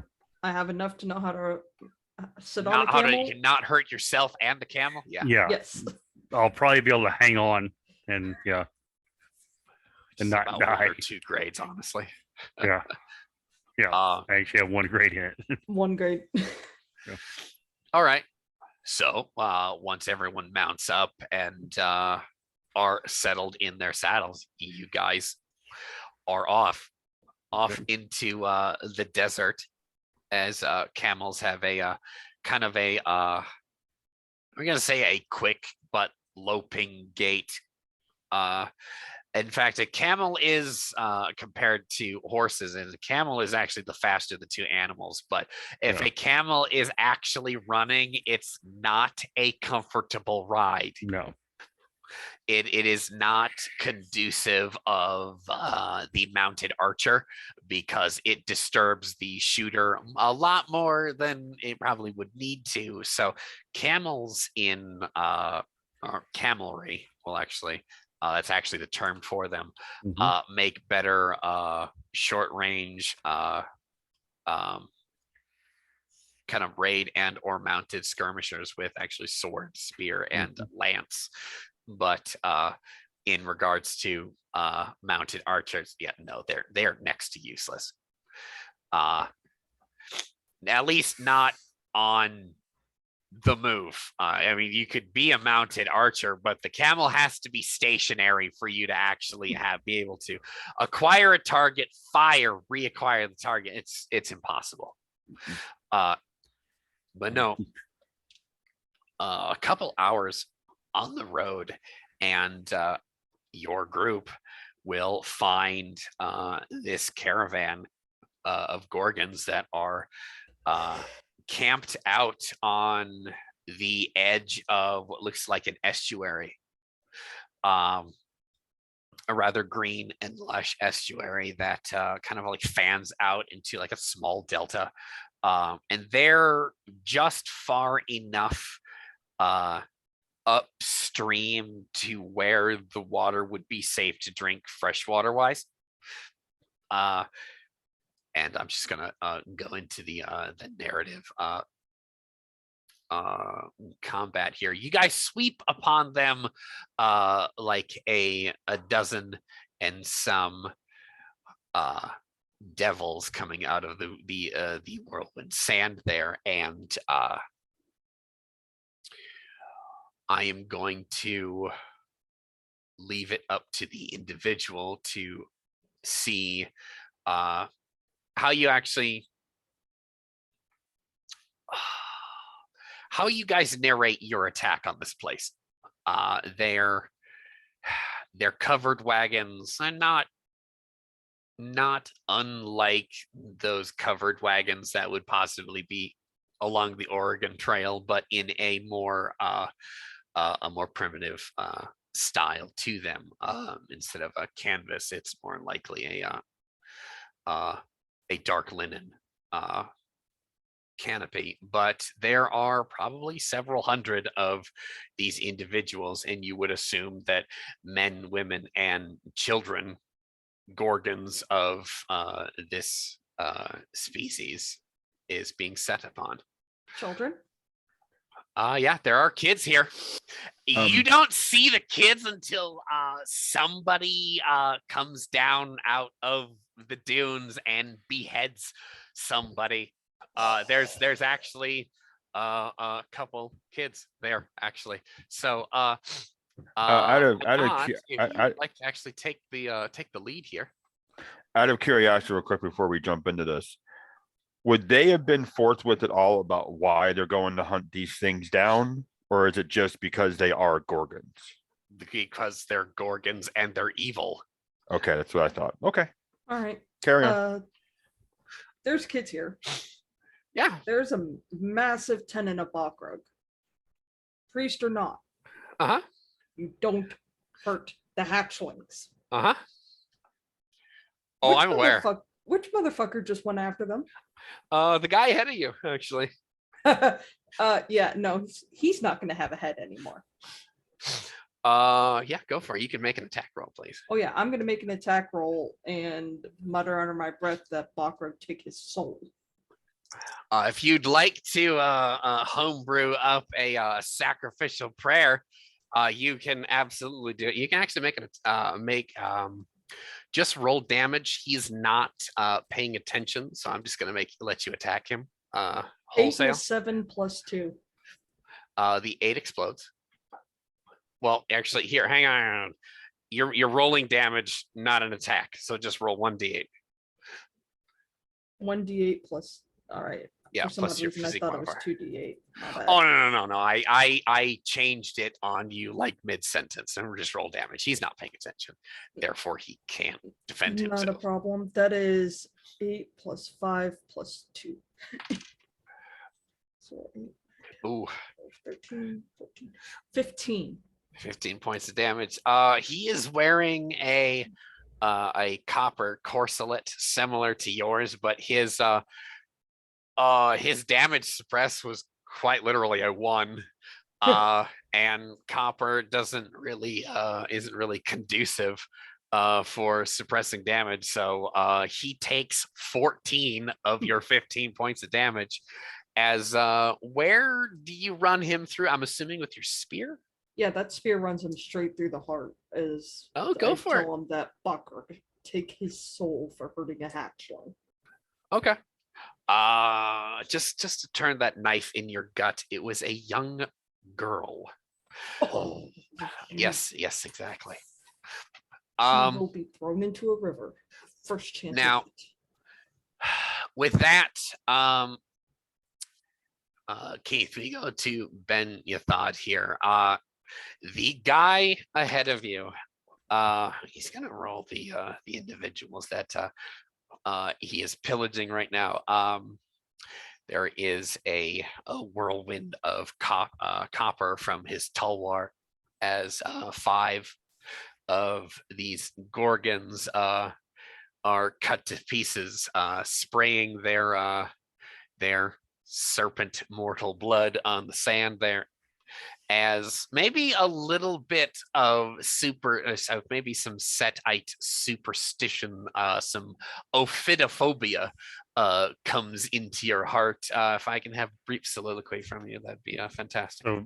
So Ben sees this fellow charging into these Gorgons. He's never seen a Gorgon before. He's always heard about them, usually in hush conversations among pirates, and usually in some horror story, one way or the other.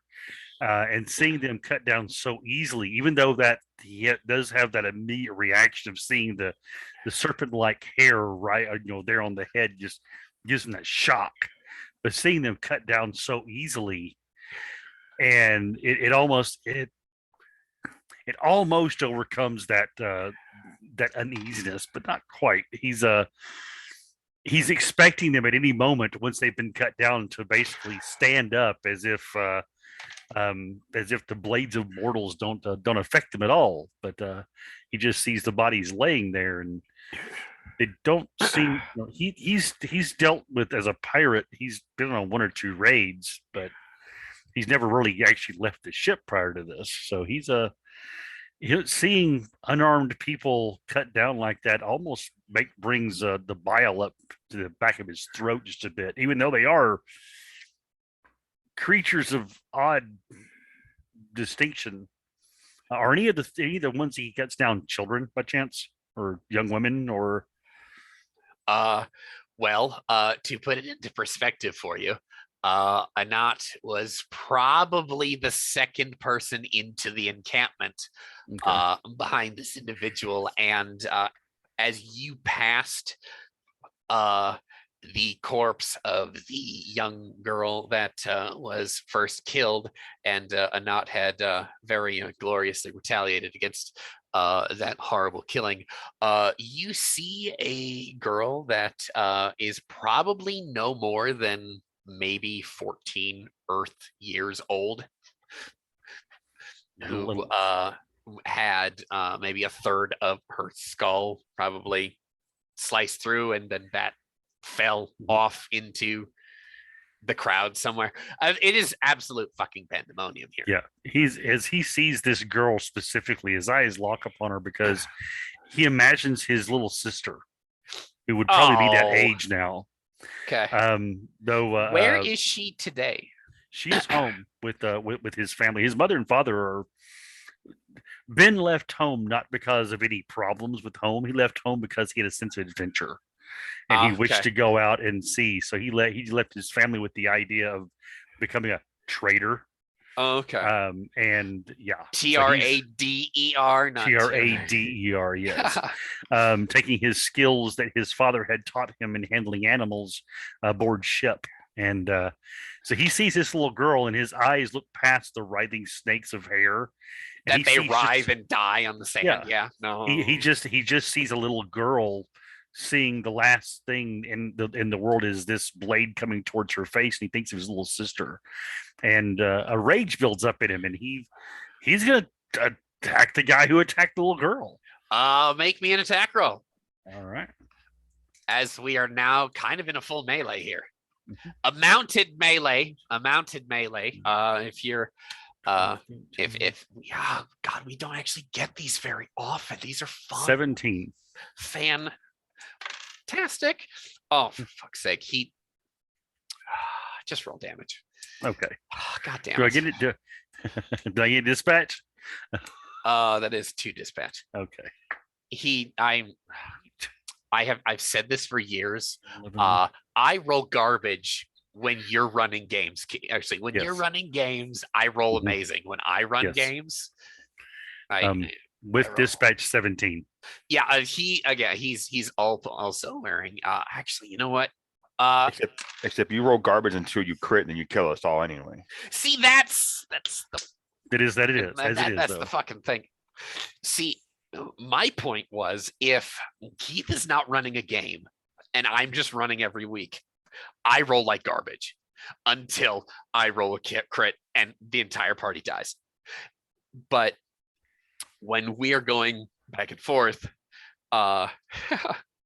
when Keith is running a game, I roll like I'm on fire. But when I run on an off week that Keith is not running, I roll like garbage. I've never understood that. It's the way it is. It's the narrator's curse, my friend. We got 17 with the dispatch. You are going to brutally murder him. His armor test can't actually get. Yeah, you're gonna blow out his vitality there. Okay, so yeah, he'll vitality too. Damn it. He'll see this fellow as he takes this child's skull basically off of the top of her head. He sees the fellow turn with a grin on his face as his short blade lashes out and opens up his artery along the side of the neck, spraying that blood out. And he'll actually at that point turn to head toward where Bernard is. He's going to try to catch up with her. Okay. Now, Tarak, you are the third person into this like this low light campfire, like covered wagon type area. It's pretty cramped. This is not advantageous for a cavalry fight here. Oh, good. That's good. I'm going to be hopping camels. Sweet. Now, I assume I've seen the children and the women struck down by now. You've heard them very pointedly. So, as much of a bastard as Tarak is, and as much as this unfortunately is a trope, he actually doesn't hurt people who don't deserve it. Oh, for God's sake. Okay, Predator. All right.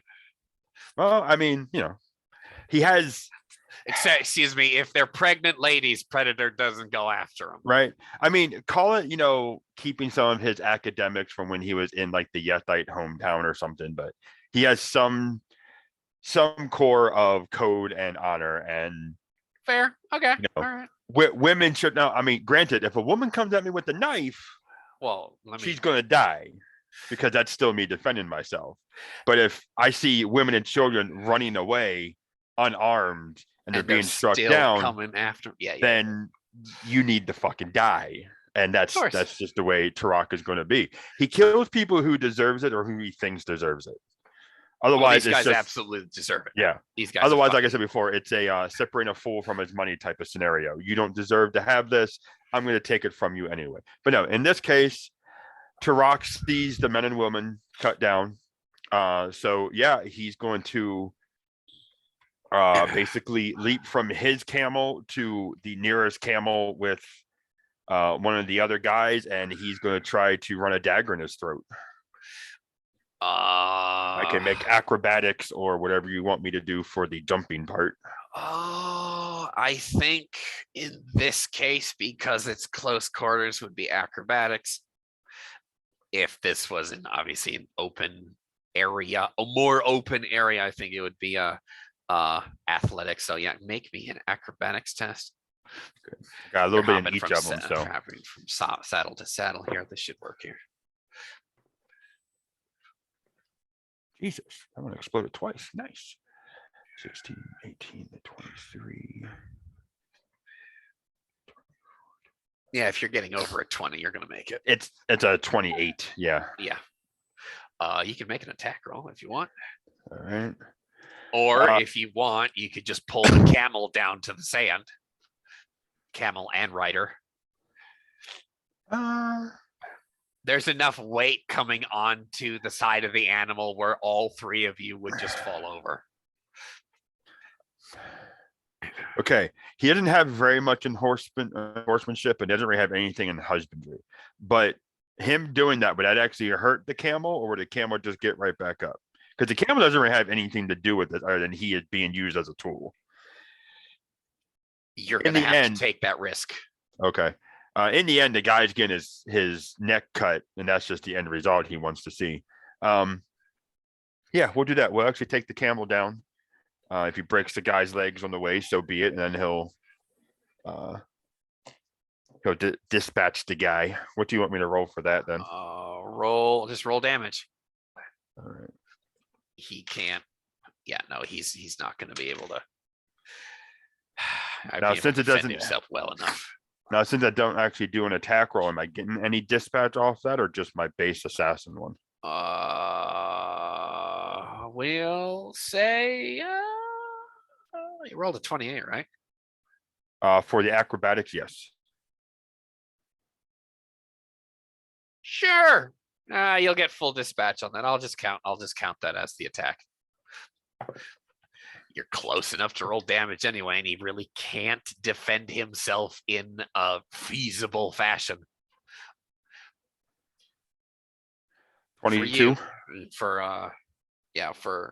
with 9 dispatch minimum, you're gonna blow out his even with minimal damage for you. You can describe for us how you brutally murder him.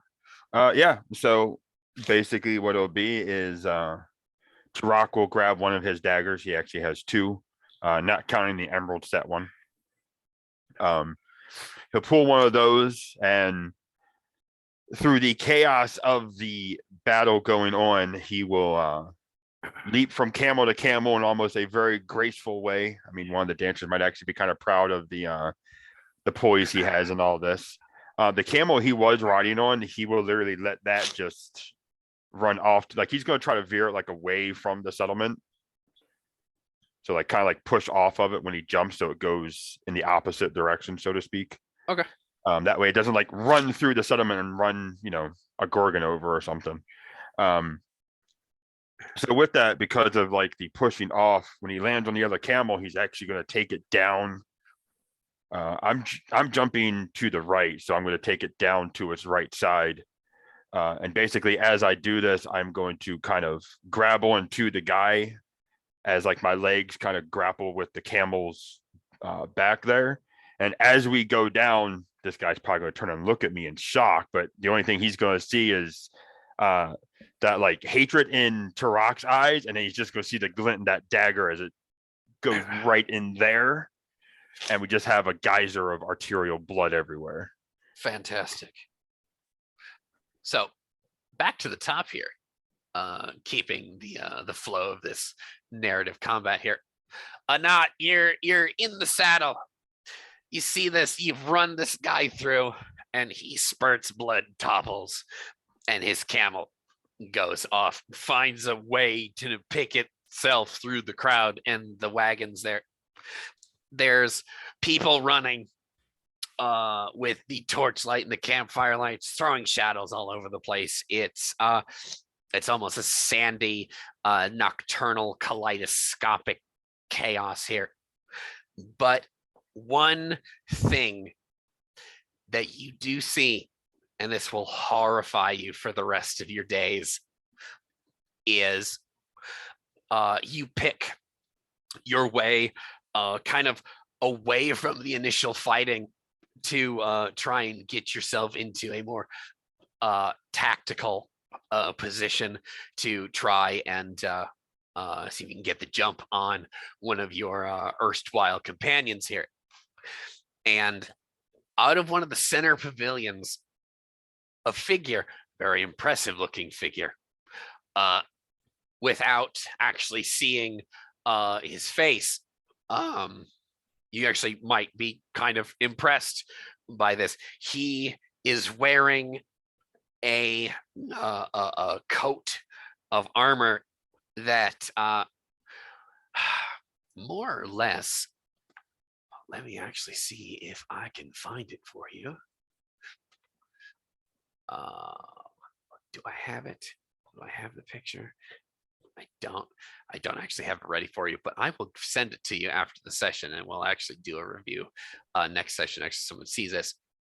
It is it's the Mycenaean suit of armor that's actually 3 layers of bronze.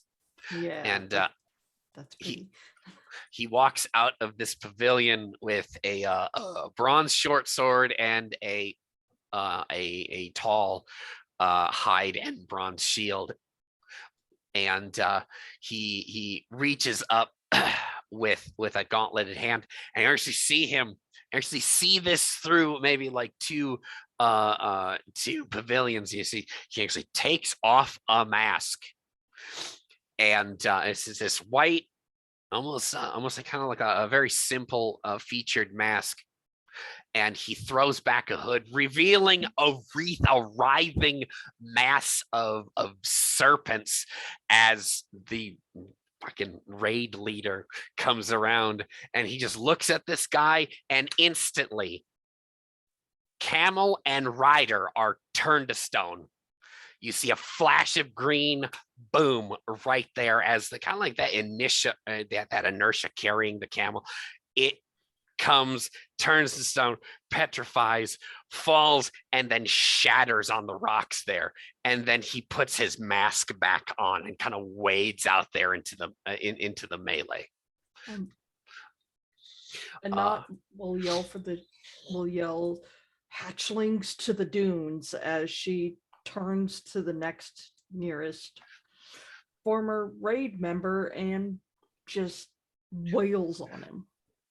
I'm gonna have you roll me 2d8, no modifiers, and as you are in this moment, you're filled with maybe some holy zeal. Maybe Bakrug himself senses this bloodthirstiness from you, and keep in mind 8s do explode. Okay. On that die roll, tell me how many people you kill in this next scene. This is all you. She will butcher every raid member she can see as she tries to protect the hatchlings. Okay. with that, we will go to Ben-Yathad. I will have you roll me another D8 here, and All same for you. You may Single be as D8. descriptive as Okay. possible. You guys are probably going to mop up your Yeah. these raid companions of yours. So I rolled a 5. Okay. So he was, as after he killed that one fellow, he was actually trying to make his way to a knot, and he sees her sort of ride out into a little open area off to the side, And she just and then- destroys these guys. and then she starts turning into like some kind of like in his mind a warrior of legend. That inspires him to as the raid seems to have suddenly faltered. As they're charging forward, he sees one fella come around, see her, and as he goes as he pauses his camel to raise a bow, he comes with his blade and catches him across the back of the neck, Nice. laying him low. Sweeping across the other side, he runs his camel into another fellow and shoves his blade into that fellow's ribs, pushing him off into a tent. And then the final one, he as a knot takes one down, the fellow behind him dodges to miss a bit of the blood flying, and he comes and places his blade ever so gently into the fellow's kidney, pulling it out and sort of punching with the hilt toward the guy's head, knocking him off of his camel as well.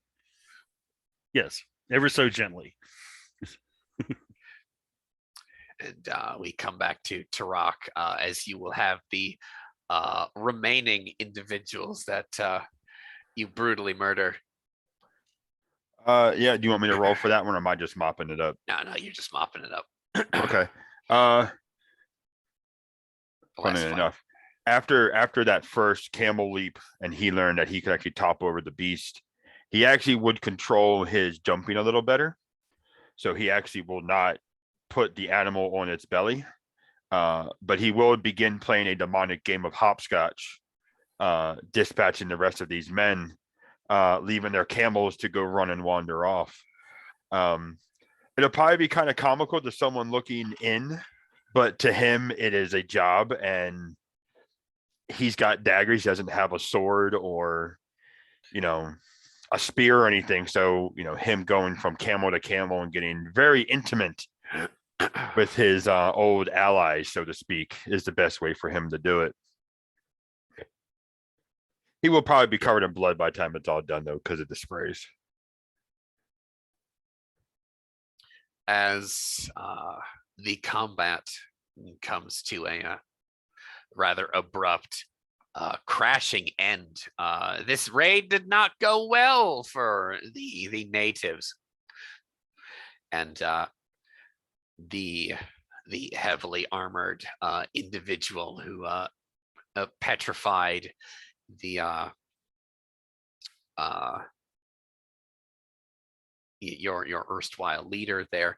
He walks out into the middle of the encampment there, and he roars something in a foreign language, and cries of many voices answer him, and he, in a few moments, he is surrounded by the rest of this caravan. Initially, you had about 120 heads here, and they lost 36 of their family members. That leaves them 84 here left. There is obviously there's no small amount of sadness here, as the three of you are quickly pointed out. A couple of them almost, these Gorgons almost are to set upon you, but maybe there is a bit of a struggle. Ben and Tarak, you are unfortunately placed in chains and almost beaten rather viciously, and brought to the what you assume would be the chieftain here. But Anat, as you have not left the saddle once, you are kind of corralled towards this group, and you're not so kindly, maybe a little bit more rough than you'd probably prefer to be handled, but you are told to lay down your arms, or you will meet the stone as some of your companions have. She will gladly have, the moment they corral her, turn over the spear and short sword of hers. She knows the process. Not the first time. As you three stand before their chieftain there, he still has his mask on.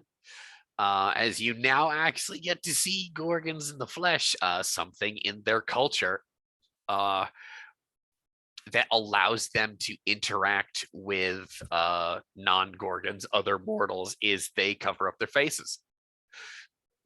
Somehow they are able to see through these masks without inflicting their petrifying gaze on anyone. And we guess that even the gaze of a dead Gorgon is not petrifying. So, looking on these actual people, they are indeed now, to your minds, not actually monsters. I'd like a brief soliloquy from everyone. Ben, if you'd like to start us off, we'll go Ben, Anat, and then Tarak here. So as Ben is being taken and handled effectively, he'll, as I said, as soon as they start coming towards him, and obviously that they're going to attack, he's dropping his blade and holding his hands up, hands spread. It is up to the narrator if his glove has slipped at all, exposing his mark. But I'd say probably more than likely. So he'll actually, as they come forward, he'll actually comply with whatever their wishes are, and if they grab him, he won't resist in any way. If a few blows happen to land on him, that is so much, because he in a way he's in shock. He's had to repel boarders from the ship before, but he was never in the front line. He has blooded his blade once or twice, but never quite in that way, and never to see the kind of gleeful slaughter that these raiders were perpetuating. The whole thing is just sort of swirling in his brain, making the whole thing seem almost dreamlike. And as she's dragged before this one figure, the vision of this girl keeps running through his mind, and he keeps hearing someone say, "What was her name? What was her name?" until he realizes it's him saying this. And he's not saying it to any specific individual. He just seems to just be saying it. What was her name? What was her name? As she's drugged before and plopped down there in this, I'm assuming, a circle of people who are going to be observing him and his companions. Yeah. So that is what's going through his mind currently. Okay. We'll go to Anat. You have been bid to leave the saddle. This is not the first time that this has happened. In many times, the defense of the Temple of Bakrug, they have been, few of the temple guards and warriors have been captured. They're usually always returned gently, so she knows that as a holy warrior, nothing too bad will happen to her, so she gladly turns over the spear, short sword, and complies with their demands without question. This is nothing new. However, she does politely keep her eyes downcast as to not aggravate them. And in her mind, all she could think of is, these were people. They were killing hatchlings for no reason. What do we give in trade? and blood money. So with that, we'll go to Tarak here. Tarak, well, as soon as the last body was down and the noises had stopped, and probably before they even start moving toward them, his first thing would have been to any of the bodies he didn't kill personally, he would stab either in the heart or in the throat to make sure they were dead. Just precaution of his job, as well as he was started to take off anything he could get his hands on.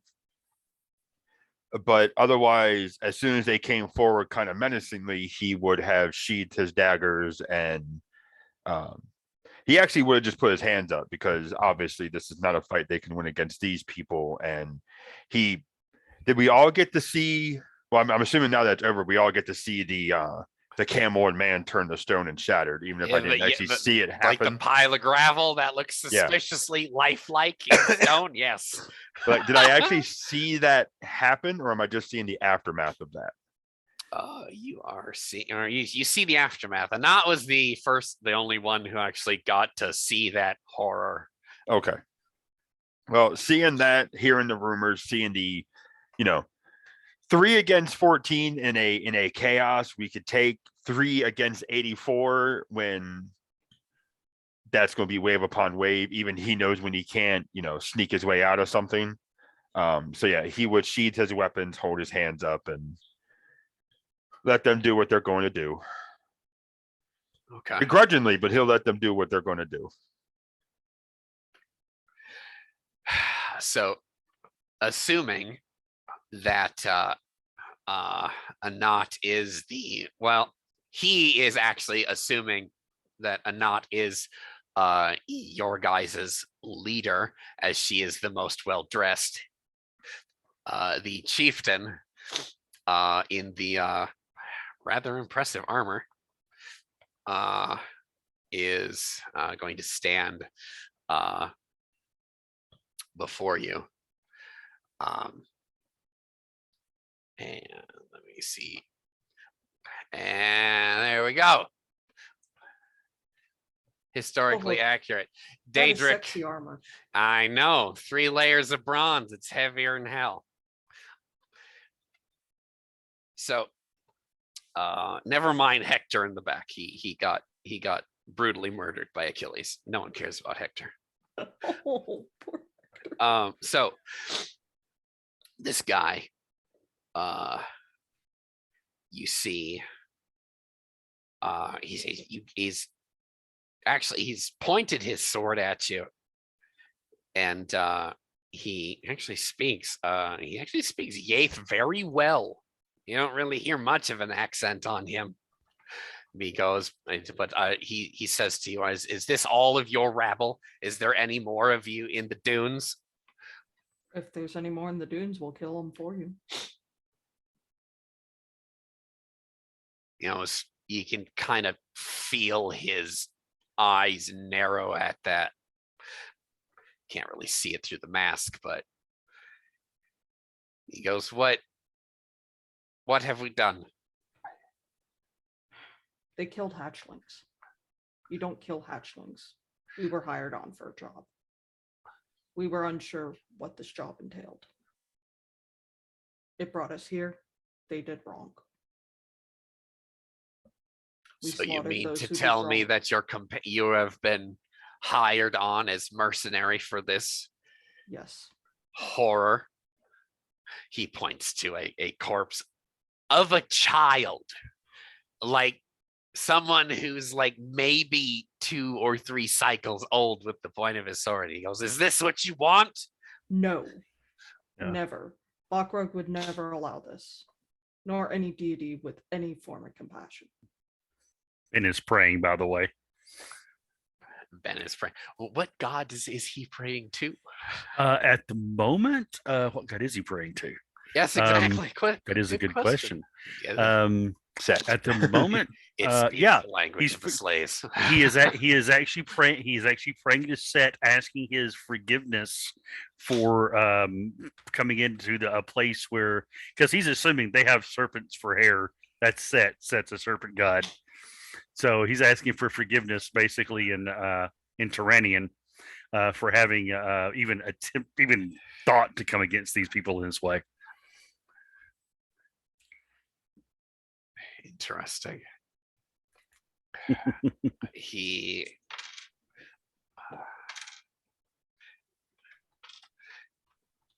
the chieftain seemingly ignores you to your prayers.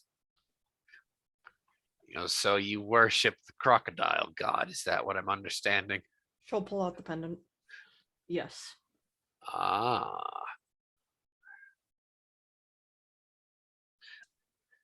All right then. Are these your companions? They are. They helped me kill those who killed the innocent. They would do so again. I believe I could speak on their behalf in the fact that none of us knew this would happen. This chieftain looks I kind of like almost like if he wasn't wearing a mask, you could not lie to those eyes. This chieftain looks to Ben and Tarak, and he says, "Is this Sooth?" You see Ben's eyes rise up as the prayer sort of end. He says, "I saw him kill a child. I couldn't allow that. She reminded me of my sister. I could not harm." He looks around at the people and the child dead there, and actual tears come to his eyes as he sees this dead child laying there. He said, "They didn't tell us that we were dealing with children. They told us we were dealing with monsters." There's a guard standing behind Ben, seemingly holding your chains behind you. The chieftain says something in their language, and this guardsman actually jerks the chain, which is kind of a collar around your neck, and the guard behind you, he says in Yaith, "Show me.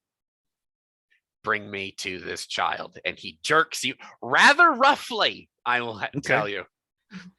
He'll do his best to remember where she fell and where that first fellow's body would be lying. Okay. So the one whose throat he slashed.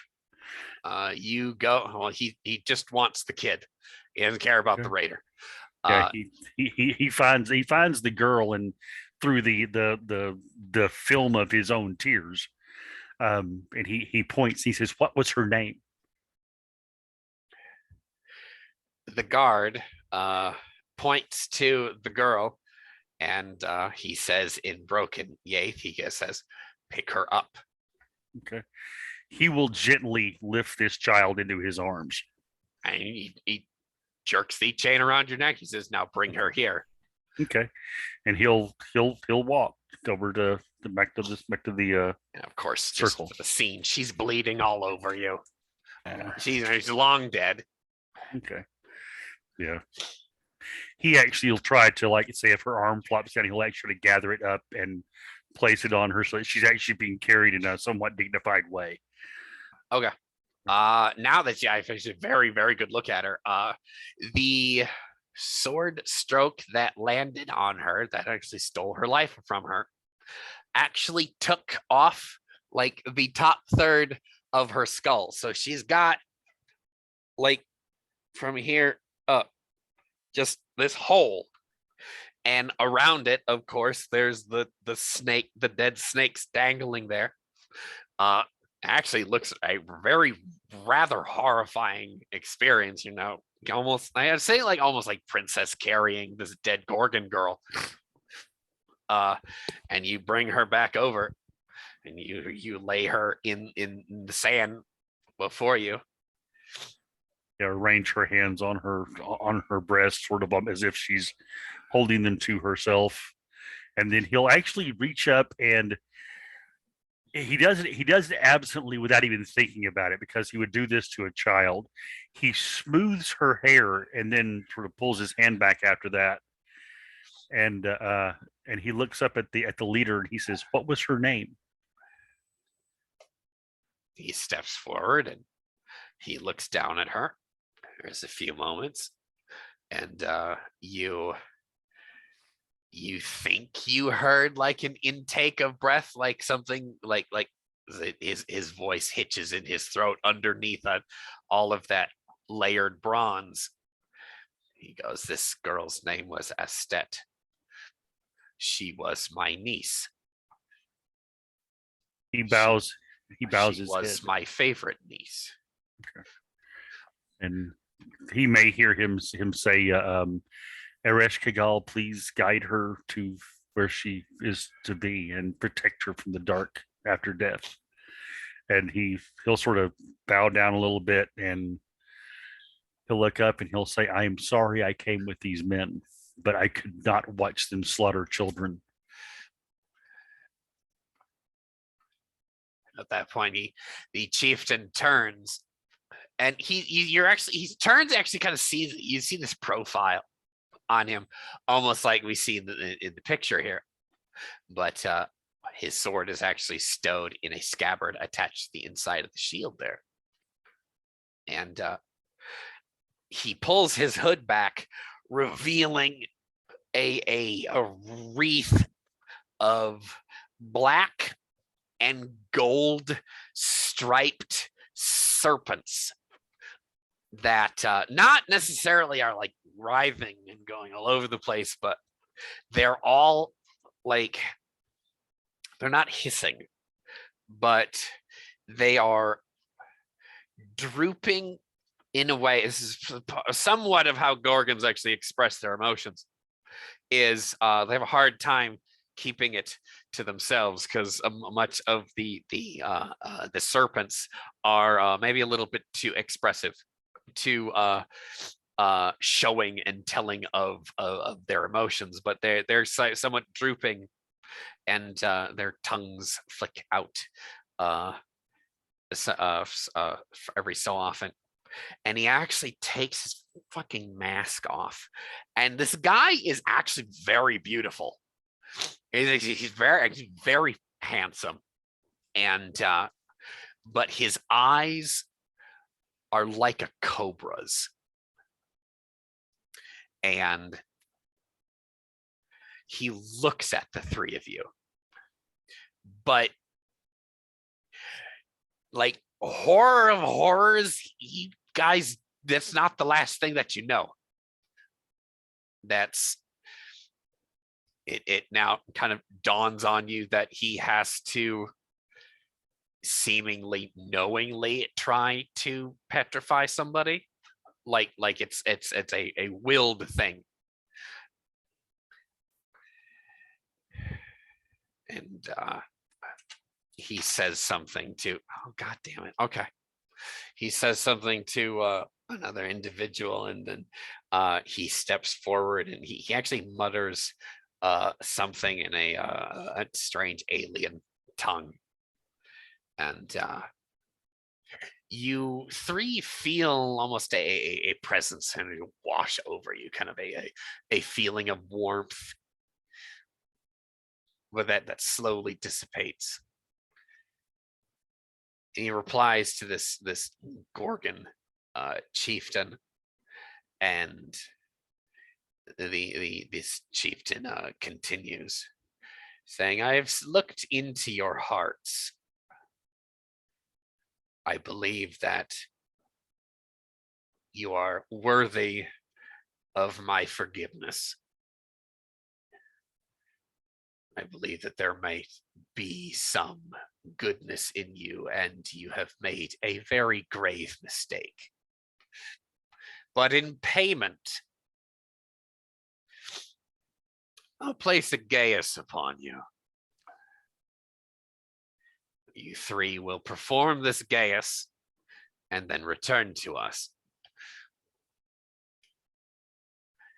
Should you break this geas somehow, then I curse you.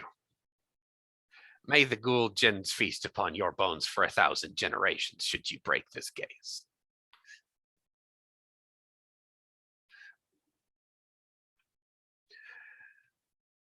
You will travel to an island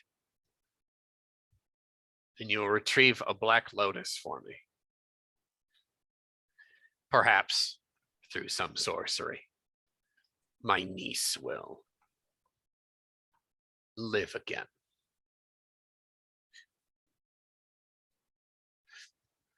Take your things and leave. We will return. We will. No matter what it takes. So Ben goes to collect the camels. You can find 8 of them.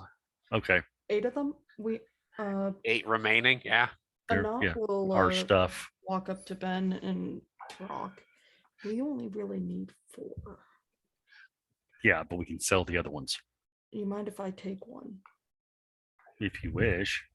I mean, he hands her the brains or the camels.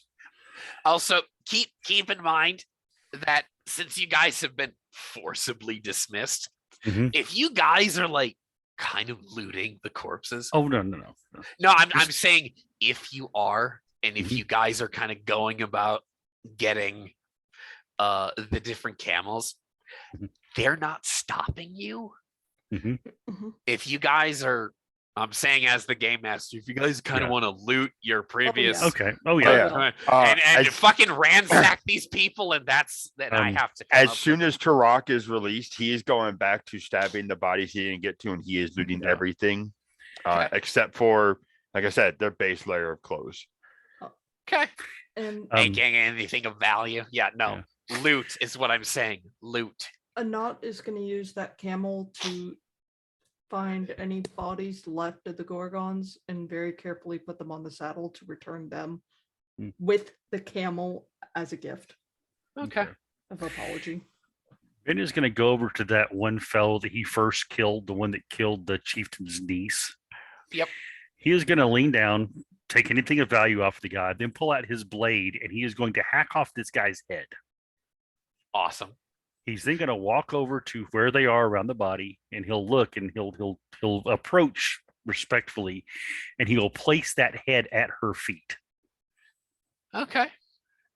and he'll say a little prayer to basically to have any god who will listen force this man's spirit to watch over this child's body until he returns. Just asking. And then he'll gather the camels up and respectfully, leave the camp. Okay. With 3 camels plus 5 in tow. Lynx, how many did you, I suppose, gift the caravan? Just the I- one?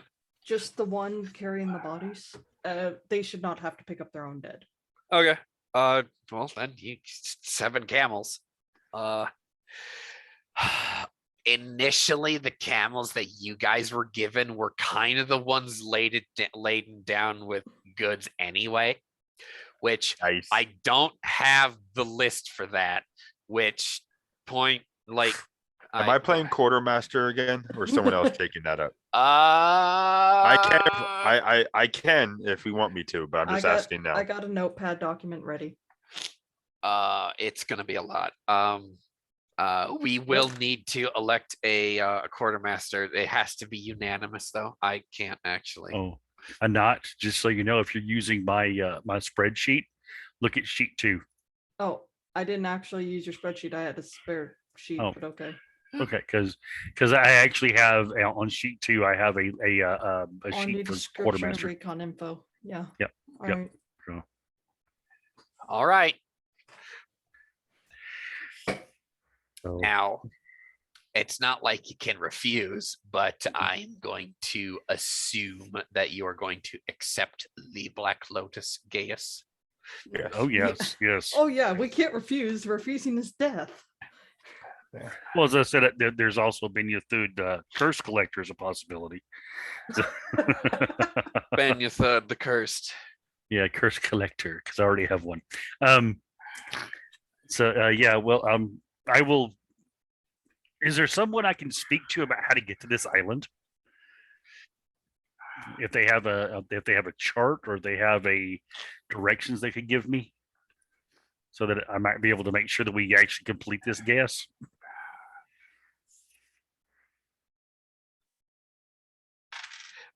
Let's see how much the chieftain wants to be a dick about it. I did just lay a head at his niece's feet and curse that soul to watch over her till we get back. True, but we are kind of tangentially responsible for her death, so Yeah, right. Yeah, no, that's the thing. Guilty by association. Yeah. So it does make you wonder how many would they have killed if we didn't kill them first. That's true. They were not really able to mount a good enough defense, so their casualties might have been very much worse. Honestly, looking at everyone's dress, it seems like everyone was about to bed down for the night, or had already been asleep. As you guys are actually leaving the encampment, with the information I'll give you after the campaign, after the session. That's fine. That's fine. I suppose like the first blush of dawn hits, and Zabraxian is heating up the oven that is the Thoranean sky as it is right now. Okay. Should you guys wish to return to Hanaptra, you could be a couple hours later and then in your beds with quite a few camels, honestly. Yep.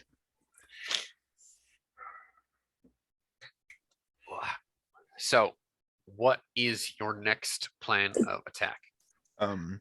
Actually, out of curiosity, with me skulking around taverns and such looking for information on ruins and treasure, would I have heard about this Black Lotus before? Oh yeah, no. Black Lotus is probably the most terrible poison in the world. Okay. It's also associated with some pretty potent black magic. Right. Which might be some interesting thing to know, because he's placed a geas upon you in hopes to bring his niece back to life somehow. Necromancy. Yeah, I just vote that we, I'll get all the loot from the bodies onto the various camels and we'll kind of caravan back. That's my thought anyway. Yeah. And we get some money out of this. Yeah. I'll tie the camels together so that they're in a line. And looking at this chart, is this a place we're going to have to like hire onto a ship, a fully crewed ship, or can we get there in a smaller vessel that say we could possibly buy with these camels? Seafaring check? No, that No. no won't be seafaring for you. You would need the three of you, if you got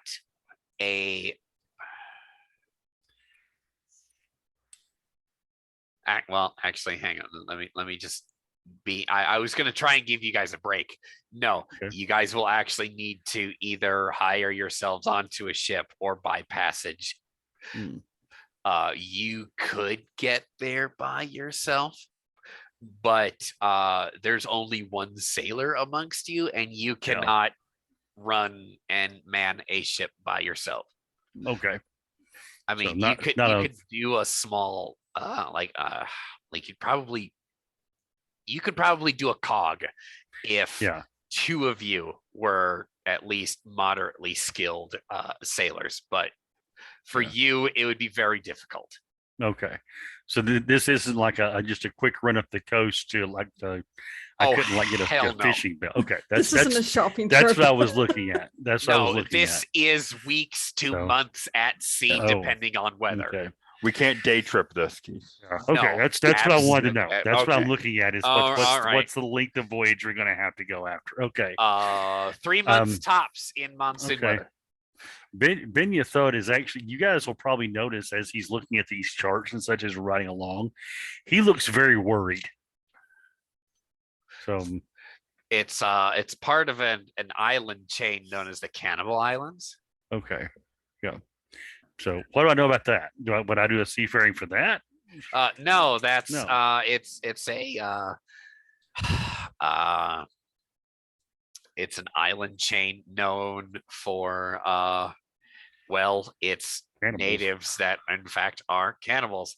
Okay. It apparently there may or may not be some degenerate race of star nomad or a corrupted population of islander Yathites, but they're just primitive degenerate folk that are rumored to worship some demon gods of the sea as well as the black jungle, that kind of thing. Okay. All right. So yeah, he does definitely have a worried look about himself. And after it's just this couple hours back, you'll notice that he almost habitually scratches his right palm through his glove. So Anat will walk up and put her hand on your shoulder and say, "Don't worry. Nothing bad can happen."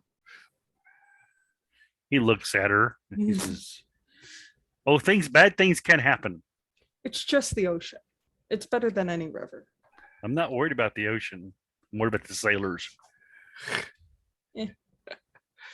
She'll just, with the chuckle, pat you on the back and say, "We'll be perfectly fine," You may be. and walk back to the camels. Okay.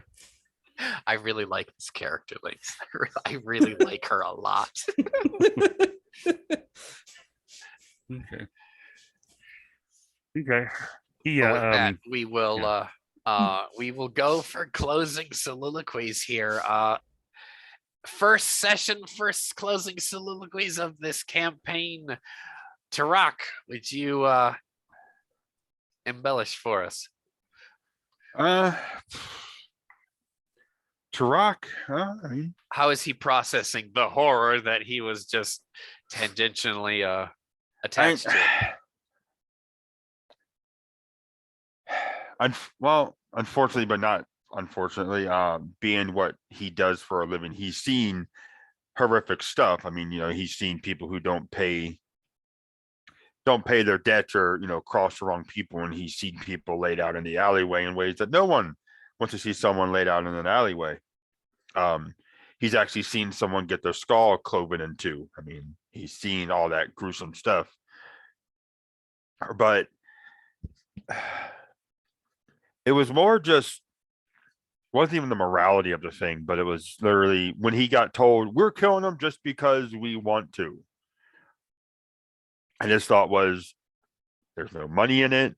There's no actual job for it. And I thought I was evil.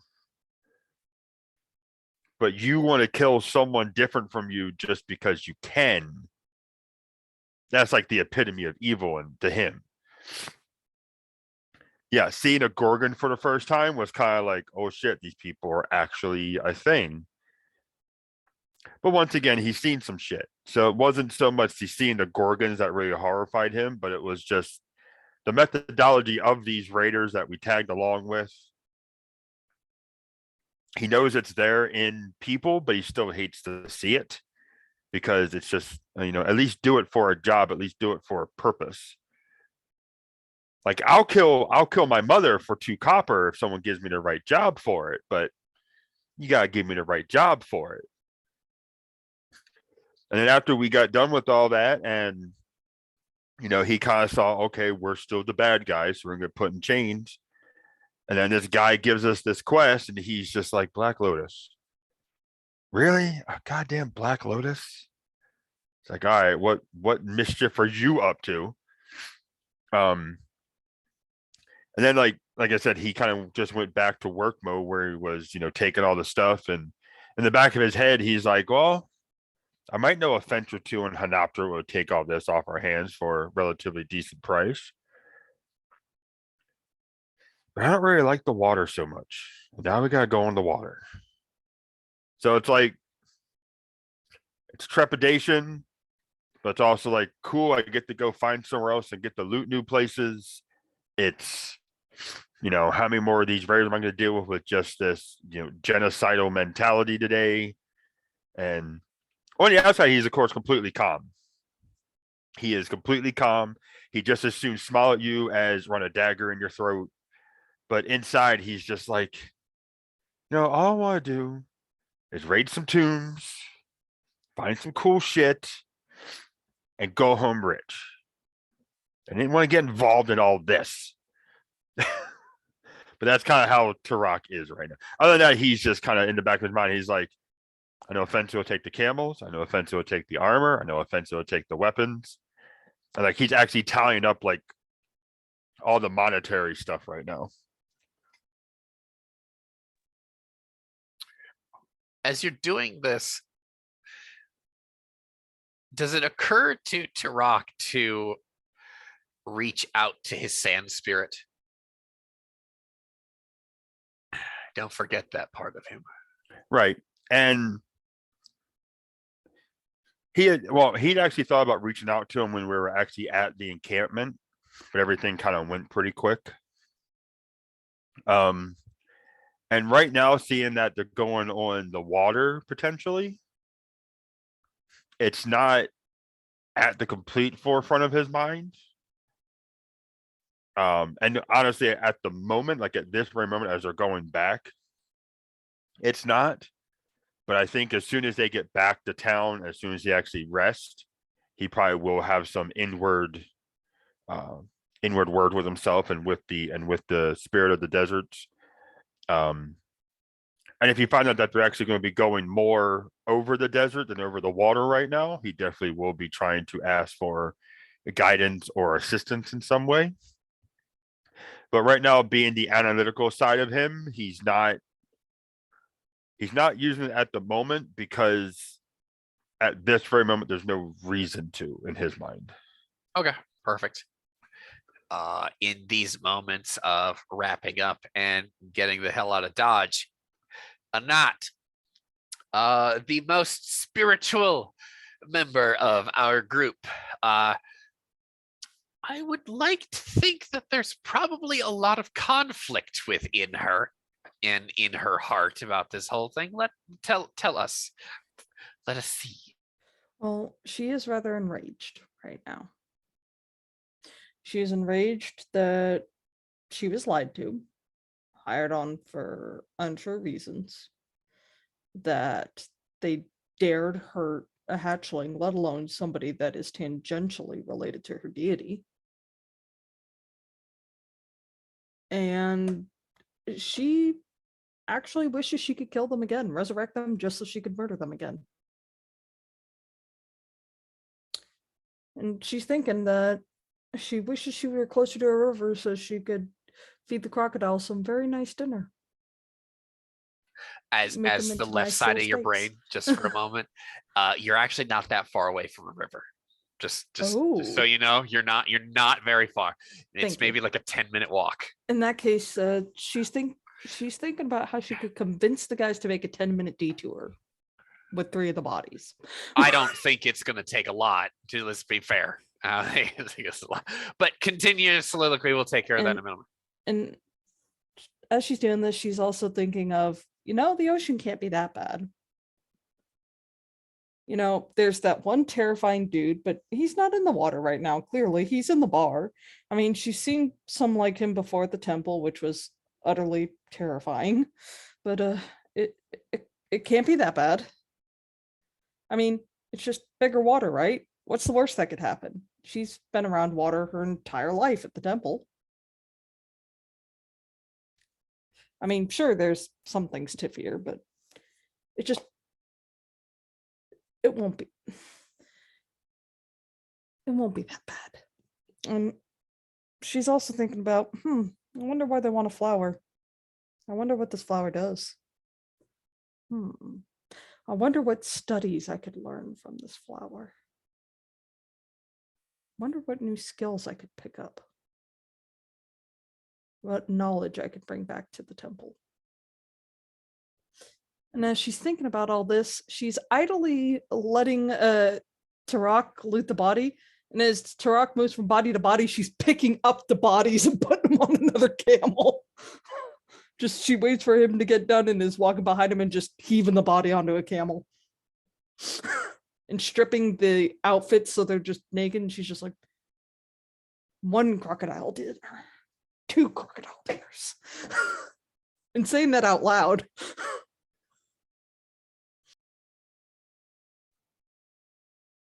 Ben, how you doing over there, young man? So Ben is a man who is very concerned about his future. Here he was, dropped off at port. Within the first few hours of being there, he thought his fortunes had turned up. He thought he was being hired on to move into the desert, away from the ocean and other corsairs, and to carry out a mission, only to find out that they were slaughtering children, which he could, has his conscience not allow him to do. Now here he is, after doing so, being sent back to the ocean, looking at this paper, these notes and such that he's written down about where he has to go, and knowing he's going to have to get on another ship with other sailors, that if they see his mark, may just heave him overboard in the middle of the ocean, may deny them, may hurl his friends with him because they came with him. And debating, do I tell them or do I keep this a secret? And then he thinks to himself, he looks out towards, not, of course, he probably can't see the ocean from here, but towards the ocean. And he thinks to himself, if he had, he thinks back to that action that caused this whole thing, with the regrets running through his mind of what he did. And thinking, if that is that thing, does that thing's power have the ability to reach this far from the ocean, to turn his fortunes once again, to bring him back, as if the crushing depths itself wants him out there? Is he going to endanger this ship if he goes on it? Will they be pulled under by some great beast of the deep? All of these things run through his mind, causing him to worry. And through all of this, he has this incessant itch he feels in his palm, which he seems to be regularly scratching, to the point that his palm is a bit sore now, as he's leading going along with his new companions back towards the city, and possibly towards their doom. And he thinks to himself, weighing, okay, if he were to just leave, this curse that this snake man laid upon him, would it be so bad? He's already cursed once. I mean, can it be like, can it really be that bad, cursed twice? But at the same time, he also wonders, if he leaves, does that mean these companions are cursed? Would he be responsible for their suffering? Would their spirits come after him in the night once they're dead and try to eat his liver? Who knows? It's either way, he's in a bit of a quandary, and he'll go with where the fates take him eventually, but he's not sure what it is right now. What was the name of Ben's previous ship? The name of the previous ship was the let me see here. You got it in your notes. I didn't get that one. I don't know if I actually put an actual name to it, but I'll come up with one real quick. Okay. We're going to call it the leaping porpoise. I know it's a goofy name, but well, the leaping porpoise is going to be preyed upon by something much bigger in the water. Oh, I'm sure. So, as you guys leave the encampment of the Gorgons, as they begin their woeful funerary rites, you link back up to the desert highway, and with heavy hearts yourselves, find your way back to Hanaptra. As you meet the desert walls, or excuse me, the city walls, dawn has broke. Your eyelids are heavy.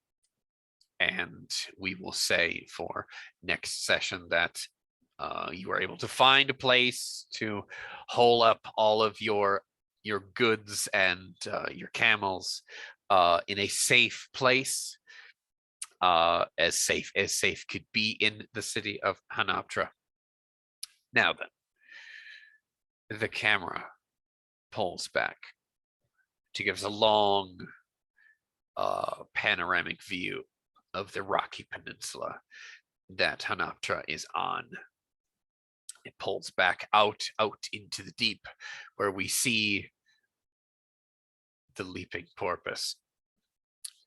A beautiful ship, a sloop of war, very quick vessel, excellent for swooping in out of the deep, falling upon prizes, and allowing its corsairs to board unsuspecting mariners before they can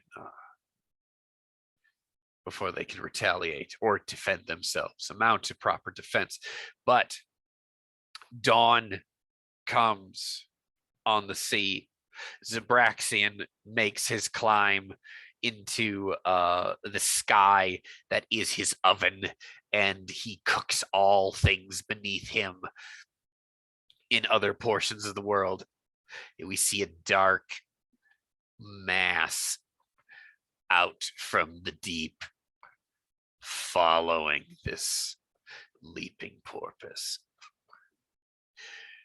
following it to a point where these mariners feel that we've expelled the curse from our deck.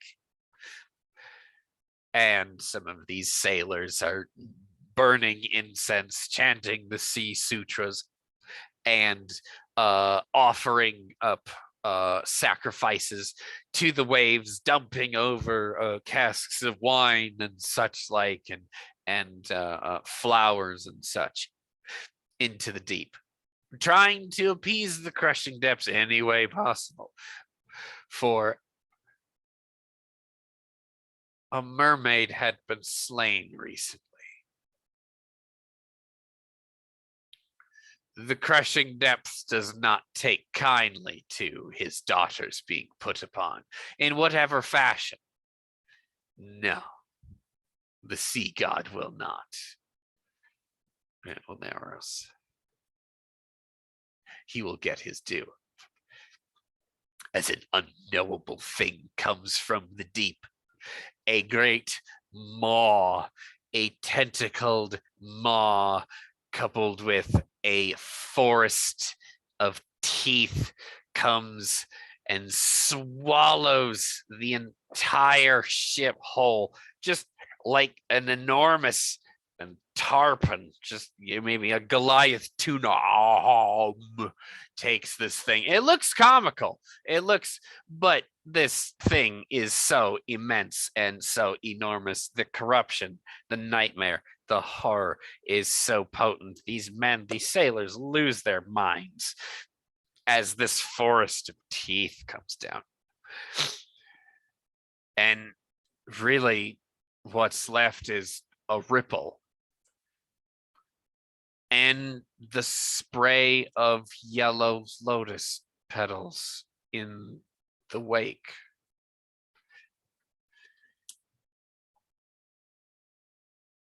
This black mass sinks back into the depths. And with that, we will close the session this evening. Thank you for tuning in, everybody, to session 1 of Sha'ir's poem. We will be back in 2 weeks for session 2. Good night, everyone. Night.